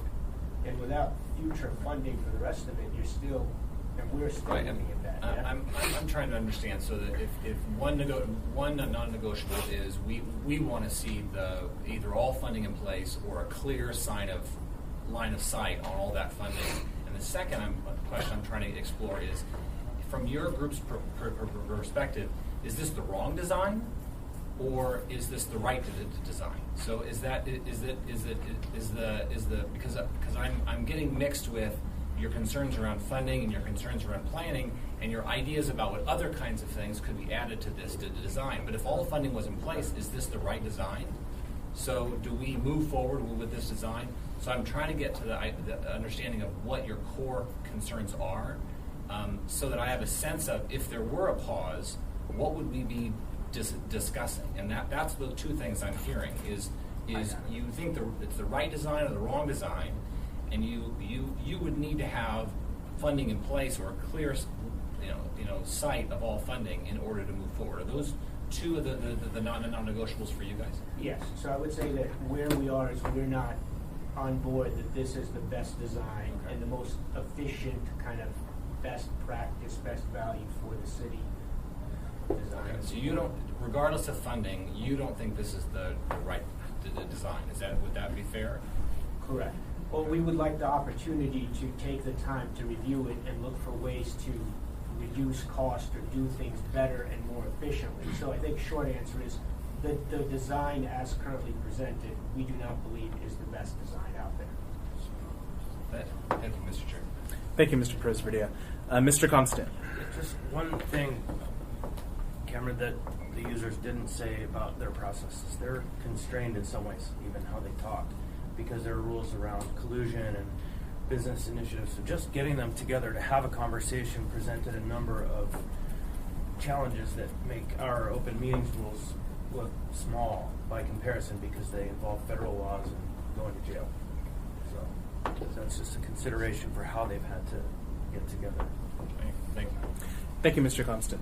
Ms. Salatel. No, thank you. Sure. Since we're on this idea of line of sight of funding, if I could ask Mr. Falsey, we had, you mentioned about $147 million worth of potential federal dollars in your list. What's the timing on those awards? When might we know if we've got line of sight on those? And I realize it's not going to be before July 23rd, but where, as we move forward? So through the chair, I think that all of the ones we put on the board, the 22 million hazard mitigation, the 100 million infra, and the 25 for build, Sharon Walsh is really leading the show on that. She said that we should know pretty well by the end of the year whether those are going to come into existence or not. I do think it is a structural challenge to ever reach a place where we will know if the whole project is $1.5 billion, exactly where every penny is going to come from, because there's always going to be new federal grant opportunities, and there are never a federal grant opportunity that says there is $40 billion available across the United States and one port might receive $1 billion this year. We always get it in chunks, and so that's why we received $4 million for jacketing. We're not disqualified for future $4 million in jacketing. Likewise, I think as we design more resilient things, we'll have more opportunities. That said, there will be a point where we have all said, here's a reasonable likelihood of federal dollars that might flow into the program, and here are the tariff implications if those do or don't, and here's a design that in the final analysis we can kind of all live with. We're not there yet for the rest of the port, but I think we are at a place where we are comfortable that no one has yet surfaced a viable alternative to proceeding with the PCT. If our core interests are we should have a reliable way to get the volumes of cargo, petroleum, and cement in. This gives us a reliable way to get petroleum and cement in, and the rest of it we will sort out when we get there. I have one follow-up if I may. So if we know by the end of the year kind of whether or not that $147 million of potential funding is on our horizon or not, does that then, is that a data point that's helpful in the additional and ongoing tariff conversations, as we look at the broader project? Because, and I guess, I think it is. And then, yes. And then is it, I realize the port is operating off of tariffs, but if we figure out the percentage we would need to increase tariffs to kind of bridge the gap to where we're headed, is it possible to sequester a percentage of the tariff increase towards construction only? Yes, so through the chair, that is a great question, and I have a couple reactions to that. I'll do it backwards. First, yes, it is possible to sequester.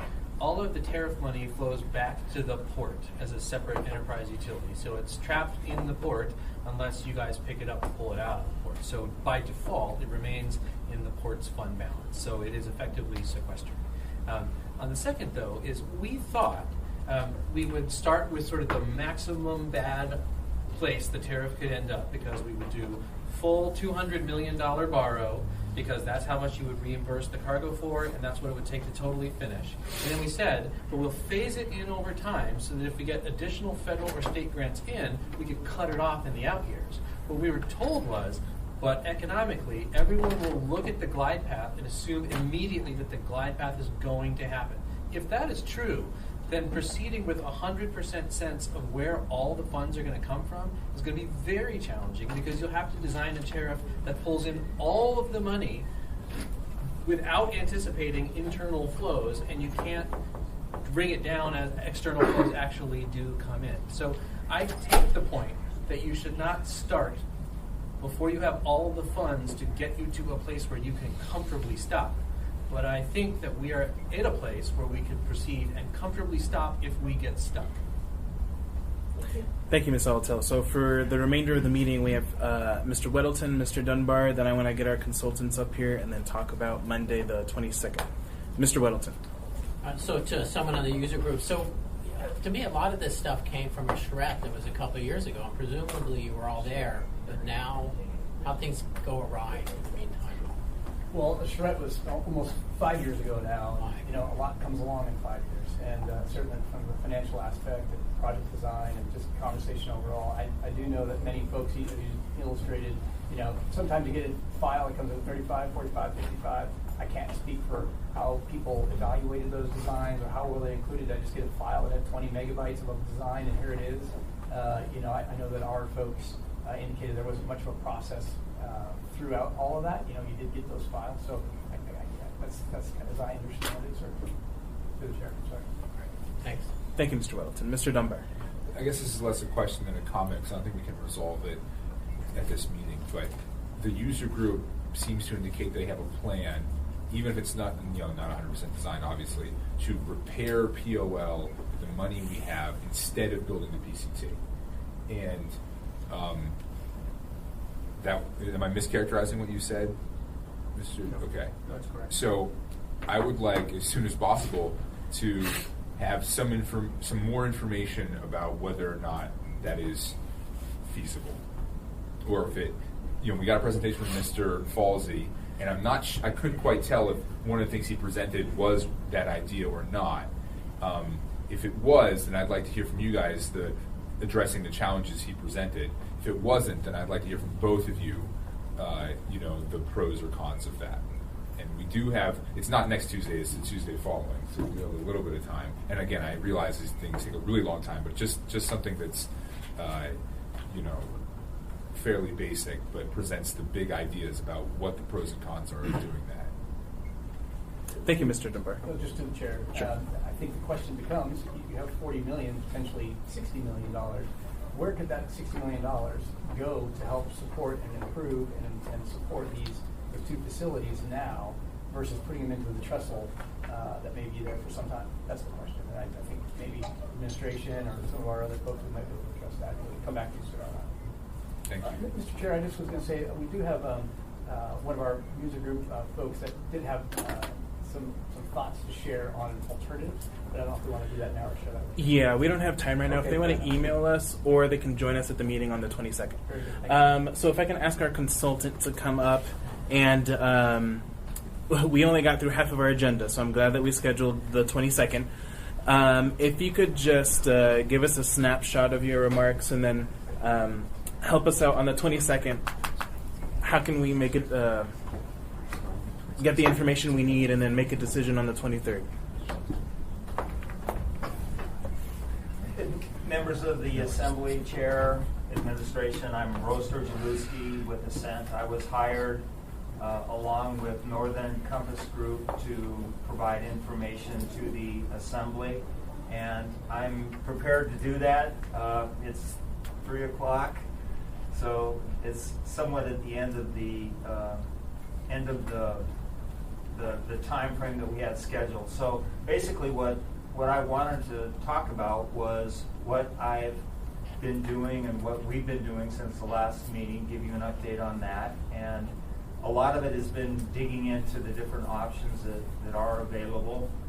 And then I also wanted to talk about the PCT and provide some considerations that I believe that you should consider in your thinking. And I also wanted to go over a lot of what was discussed today and provide my perspective and context on that understanding, and then also where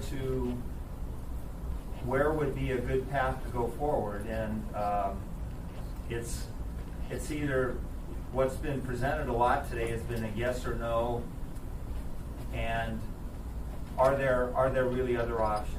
So with that, I'll talk at the next meeting, or if you want to get into it now, I'll get into it now. Yeah, we are out of our scheduled time for this meeting. Mr. Chair? Yes, Mr. Dice. I have some history with this guy, and my sense is what he's going to tell us will materially inform us, and I don't want to wait till the day before we make the decision to hear what Mr. Sergeluski is going to say. Mr. Chair. So let me go ahead here from Mr. Begich, and then I'll go do Mr. Constant.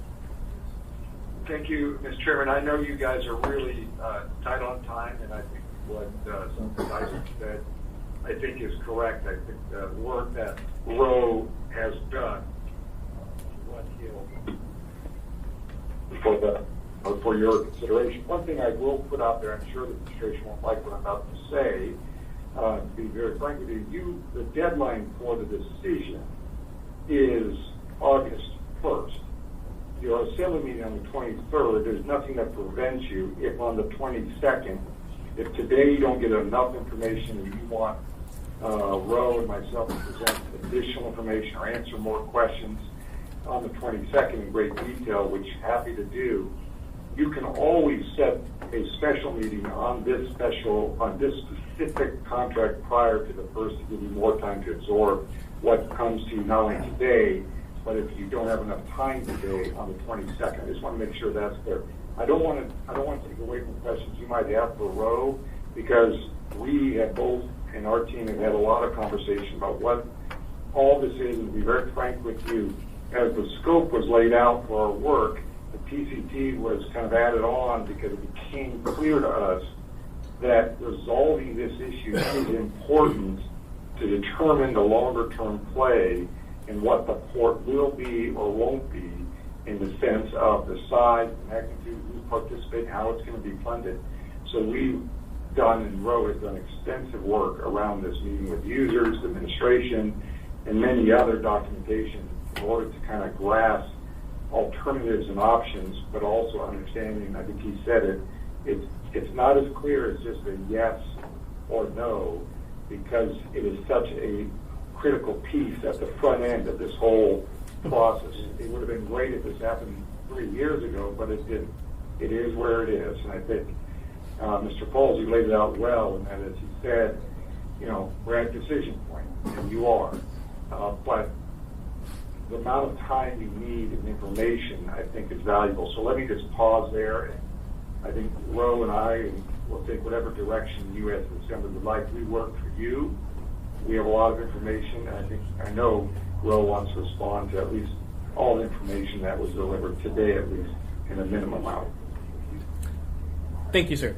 Mr. Constant. Thank you. And while I agree in essence with what Mr. Dyson has said, that we do need this information in advance and meaningfully in advance of making a decision, I'm concerned that we shoehorn this into a tight amount of time instead of allowing for the real presentation that was intended to be roughly a third of the conversation before we had our conversation at this work session. And so while the idea of extending till 5 o'clock or 4:30 is fine, I think that we do have an opportunity set up on the 22nd that's really ready for them to come in, give us their framework of the decision-making process, and then for us to have another hour and a half conversation while it's fresh. And so I don't disagree that we need to hear from Roe, but I think we should hear when we have ample time without the pressure of the clock.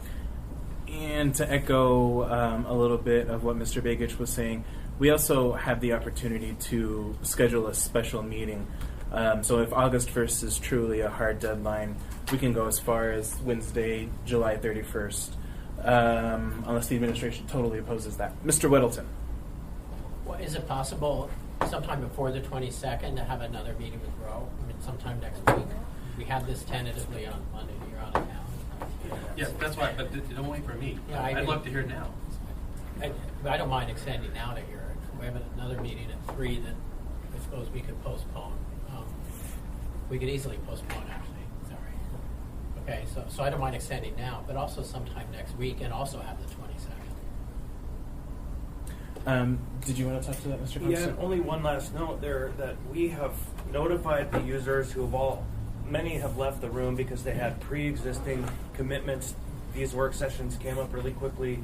The idea of the 22nd worked for them. It was a day when they could all be present and party to the conversation.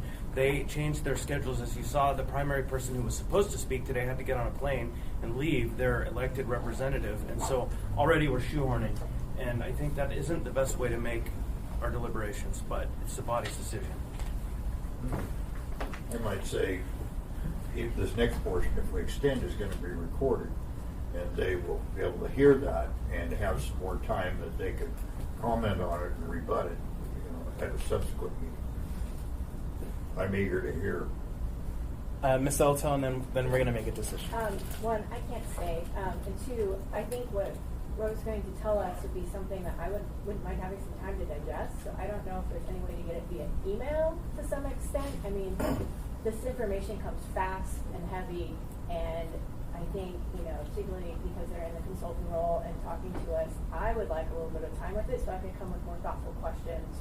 Actually, I'm going to miss part of the next work session that's currently scheduled on it, since I'll be on an airplane. But I'm hoping that I can at least have that opportunity to see those things and have some time with them. Okay. So I guess then this is a question for you, Mr. Sergielewski. About how long do you think you need? 25 minutes. Okay. Then I will go ahead and do I have to make a motion? Okay. Then I'll go ahead and entertain a motion then to extend to 3:30, and then we will end at 3:30, and then if we have any follow up, we'll have that on the 22nd. So can I get a motion for that, please? So moved. Second. Any opposition? Okay. Go ahead, Mr. Sergielewski. So, just to refresh the Assembly's memory on the scope of what my task was, or our task is, first was to look at the cost. How did we get from $485 million in November of 2014 to $1.93 billion today? And I went over in general terms at I believe it was the last meeting, basically what really drove that escalation. I wasn't planning on getting into that today, but I could answer questions later if it was good. So really, the main focus that I've had over since I've met last with the Enterprise Committee is looking and putting together a comprehensive plan of what would the overall solution look like. And basically, the current plan now is there's a series of plans, and it's $1.93 billion. I think the likelihood, everybody's agreeing that we don't really have the money to fund that. So what does that solution look like? And so I've given both the administration and the user group basically it's just a matrix format and I haven't given this to the Assembly. I could, and it's basically just a list of the different options that are there. And so what we were under contract to provide options, look at how that affects tariffs, also coming up with the funding plan. So there's a major, and I think all the parties recognize it, and Bill mentioned it, but there's a real problem with the current plan that we have. And basically, in order to move forward after we would solve the PCT, would be to take out the south half of the north extension, and then also put in the terminals for Matson and Tote. And basically, you would need all the funding for that. So under the current plan that's in front of us, after the PCT, you basically need $1.3 billion in hand before you can start it, because the dock face is moved out 140 feet in the solution. And so when you have, as was discussed, the users are moving 30 feet out in their proposed solution. We would be moving 140 feet out. And that causes major issues to the pilots in terms of what the sequencing issues. So from my perspective, one of the biggest things that has to change in the next series is where do we really put the dock face, and how do you do the sequencing of all those elements? And there's not great solutions. And but I've laid out some of those options. I've also I've laid out looking at the design criteria, and we've talked about 50 years, we've talked 75 years, there's a lot of other things that are there. I've also laid out a number of different sequencing options in terms of how to move forward. And as Bill indicated, there's a major advantage. Sequencing is really a difficult issue because you have cement ships, you have 2 cargo ships, you have fuel, and you have to integrate all those in. And one of the good portions of the PCT was by moving it to the south, you get the cement ships out of the way. They come 4 times a year, so there's some real benefits there. One of the things that I believe that it's critical that we align our plan of finance with what the construction is. And so there was some discussion on this in the earlier elements. And so both the administration and the users are supportive of a model that somebody else is, the majority of the funding is going to be others pay rather than the bulk of the tariffs, or be fully funded by tariffs. And that is, from a citizen of the municipality, that's a good solution. But you don't have the visibility, so we're looking at $140 million in grants that we'll know this year. But if we move forward with with that tariff-based solution along with state and federal grants, we're not going to have the visibility of knowing for certain where the funds are. What I do think we can do is, instead of having a project at $1.9 million, we can figure out what does that overall picture look like of what we're going to build it. And I'm hoping it could be done significantly cheaper than the $1.9 billion. Now, to date, there's been some pretty fixed positions about what the project is and what has to be done. And one of the things that I've recommended be looked at, and I don't believe there's been adequate review done, and I believe it's on the administrations to do this. But I think we need to look very carefully at a combination of potential renovation in place and repair versus all new construction. And part of it is, if we're going to build everything new, it is really going to be, it's hugely expensive, and we can't afford a $1.9 billion solution, or I don't believe that we can. So we have to come up with something significantly cheaper.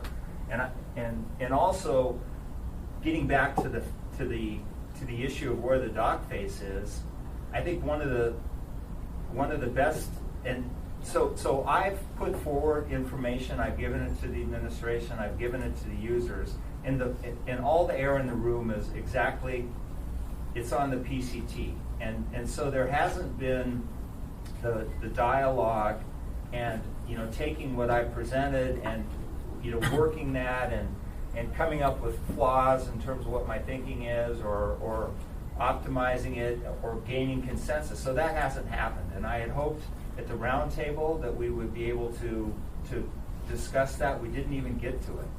So I have thoughts, and I would be focusing on needs versus wants, significantly cheaper solutions, moving the face much closer to the existing alignment, or possibly in the same alignment, and then and having the plan of finance aligned with the technical solution. So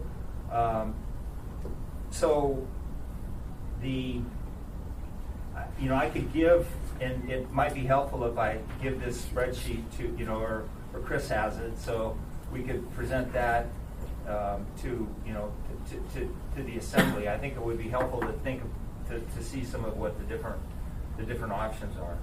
So one more thing on the repair in place, and so during the roundtable we talked about what would it take to completely replace a pile. on the dock. And right now we're spending $32,000 to jacket piles. And the cost, and it was presented in a way, the cost to replace a new pile is $70,000 per pile, and it was kind of presented in a way that that's a huge cost. Well, there's 1,400 piles. 1,400 times 70 is $98 million versus 1.9 billion. And I'm not, I'm not suggesting that what we should do is just repair all the piles. What I'm suggesting is the administration should take a careful look at all the different alternatives and options that would be there in lieu of the new construction, because we can't afford the current version of what's there, and that should enter into the design mix. And another thing, for example, like the tote berth, that was constructed, like Bill had indicated, in the late 70s, but portions of that work was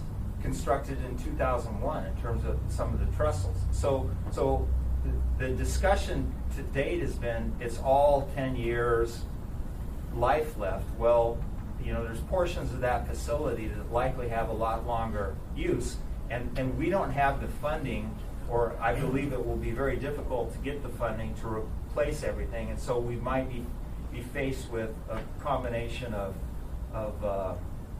renovation and build new. We clearly need, there's clearly structures that need to happen there.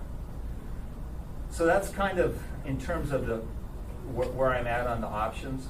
Another thing I wanted to speak to is having some dialogue on the, what is the criticality, and it didn't come up today all that much about the seismic condition of the terminal, but I wanted to give a little bit of context in terms of what happened. We just had a hugely significant and major earthquake on November 30th of last year. It was 7.1 magnitude. It was very close to the epicenter was within maybe 13 or 14 kilometers of the port, and the amount of shaking that went on there was equivalent in magnitude to the 64 earthquake. There were some major differences there in terms of the earthquake. The 64 quake was a mega thrust. The whole plates were moving. This one was an intra-slab earthquake. The durations were significantly smaller. So in 64, the duration was like 4 minutes, and what happened here was 60 seconds to 120 seconds. So the shaking was a lot less, and particularly in the Bootlegger Cove formation, that some of the clays are susceptible to seismic shaking and degrade with time. But it was still a huge earthquake, and there's sensors that were placed. There's a sensor down at the port bridge. The horizontal ground acceleration, the peak ground acceleration was 0.44 times the force of gravity. That is a huge number, and currently the design for the seismic bursts are the design earthquake is 0.46 times gravity. So what was experienced at that particular location almost was as large as the design earthquake. Now, there were other facilities. The Hilton, it was much less than that. It was 0.208, which is still significant. The school over on Government Hill was 0.269. Again, those are really large seismic numbers, and we had 1%, less than 1% of the pilings that were in the existing project failed. So there is a seismic risk. are we going to have another earthquake in the short term? That is in the next couple of years. It's possible, but you know there's other things to consider there. Mr. Chair. Mr. Chairman? Yes. Add one more if I could. I know, Will, when you were talking about options, you have laid out some ideas in the longer term, bigger picture, but I know you've had conversations specifically on the PCT, which I know is the issue in front of us, but you can see, I think, Assembly members and Mr. Chairman, how all this is interconnected. But I don't know, Will, if you could take just a couple minutes just to kind of elaborate a little bit on the PCT kind of thought process you have talked about with how it's used with administration and some thought around that for Assembly members to hear. Mr. Chair, if I may add to that, Ro, what we need to know is what will inform us for the decision we're supposed to make here a little less than 2 weeks. Right. And part of it was my question. Is there anything that they're wanting to go forward with on PCT that may be not optimal for expansions?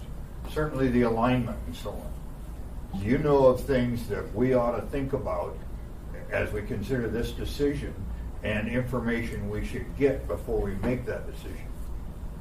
And so what I had planned to do is go over where I was at and then get into the PCT. So you're and I was definitely going to get there. So in short, to answer you, Fred, there's a lot of benefits in moving forward with the PCT from a sequencing thing. The biggest question to me is, so you had this $1.9 billion project, you had a component of it. Are there cheaper ways to do it, significantly cheaper ways to do it than the current PCT? And I believe that there probably are. So you know what when Bill was talking about the value engineering was done, I would somewhat say, you know, that was taking a scalpel and I would take a hatchet. And so the PCT, when we started, it was a $38 million project. Now it's $223 million. So you know, some of the things that were mentioned are, do we need to design the PCT to handle the size fuel ship that is currently there? We get a 74,000 deadweight ton ship once every 2 years. Do we need that? So we talked about skinning up the trestle because of the loader. AB's eyes indicated they would continue with the loader. Do we need the size of the dock base that we have there? The whole platform area? During the design process, that significantly increased in size. So I would, you know, there were some value engineering items, but I would look at it from a, you know, a lot harder and higher level perspective of what you could do to, you know, to cut the costs. And that's what I would, I mean, that's where I would see going in terms of a potential solution, that I think there could ultimately be alignment between the administration and the user group, and that would be to significantly, you know, cut the size of what the PCT does and the accompanying cost. I believe you could still do that within the context of the current bid is there. So, for example, I was the construction manager for the municipality when the Anchorage Jail project came in, and the project bid over budget, and we negotiated with the contractor to scale down the scope of the costs. I believe that there could be a process where negotiations occurred with the administration, the contractor, and their design team, and you could significantly cut the cost, but it would take a change in mindset from a scalpel approach, and you'd need to approach it from the perspective of a hatchet. So I have a question from you for Mr. Dunbar. Thank you, Mr. Rivera, Mr. Chair. So, Ro, the user group has suggested to us that it would be practical and cheaper to repair in place the POL rather than build a new PCT. Is that something that you have considered, and do you think that's practical? I think additional work beyond what the user group has put forward. So I do think it would make sense investigating that option. And the picture that was up there showed it jutting out more. What the discussion has been, 20 or 30 feet. You still have the issues of what do you do with the existing structure that is failing, and how would that handle in the seismic element? And that it gets back into the question that I said is earlier, that I was recommending to the administration, that a more comprehensive review is done of how you solve those problems. And that's something so for example, you could drill through your piling on the top surface and put in reinforced concrete. And there's different things that could be done, but nobody's looked at it. And what I'm suggesting is we need to look at that. And if you were to proceed with the user group suggestion, you would need to figure that. And one of the other things you really need to figure out is a sequencing issue. So the current PCT, the bid that is there does solve the sequencing issue, and that's a major issue, getting rid of the cement chip so you can go in and construct the remainder of it. There's a whole domino effect. I've laid out sequencing elements, but there's no great magic. There's not a good solution to sequencing because you still have to shuffle your cargo carriers, even if you were to do what had been suggested on the ship. So what would have to happen there would be you'd have to have your cement ship or your cement. I think there's definitely flaws with the. Yeah, I think it's a good concept that should be looked at, but it needs to be looked at it in the context of what the whole solution is. You need to understand the repair costs. You need to look at things like sequencing, and you need, and it hasn't been done today. Can I ask a really quick follow-up? Sure. So, if you move and create the PCT to solve some of those sequencing issues, or let's say, is that important even if you do the repair in place you're talking about for the rest of the large scale project? Do we need to do that even for that? So ultimately, whatever the solution is, you're going to have to solve the sequencing issue. So even if you just did, it would need to be considered in the repair in place option, and ultimately, so right now the Matson terminal is a 38 gauge crane, and they have a new series of ship coming that would be larger than that, and the crane isn't going to happen. So I would envision that there has to be a new terminal for Matson, and once you start totally tearing, I would not see necessarily that be repaired in place. I would think that would have to be new, and so that creates that sequencing issue. Now, to summarize what you just said, even if we went the repair in place or some other fairly drastic difference from what they're proposing for the overall project, you still need to solve the sequencing problem, and building the PCT is one way to do that. Correct. Okay. Thank you, Mr. Dunbar. Mr. Constant. We are basically out of time again, and we have a meeting scheduled for the 22nd, and I'm hopeful that we will use that time. I would hope that they get an opportunity to submit a written brief, as Ms. Zalatel had suggested, and forward that to us before that, and then they be allowed to lead off the discussion, just so we have equitable use of our time. And then, as has been discussed, we do have time to move to a special meeting. However, if we do go down that route sometime between the 23rd and leaving enough time to get documents signed, should this get passed, it would probably be before the 28th, I would say, not, a couple days lead time. we should still, in my opinion, leave the public hearing open that we set for Tuesday, the 23rd, so that there is some certainty for the public not having to run around and find where our meeting is. And so the users can bank on that day and time for their ability to come and get their 3 minutes. And so just from a opportunity, time, and framing perspective, the 22nd is still a viable option. The 23rd should be the public hearing. We decide or not and can hold a special meeting should it be determined necessary.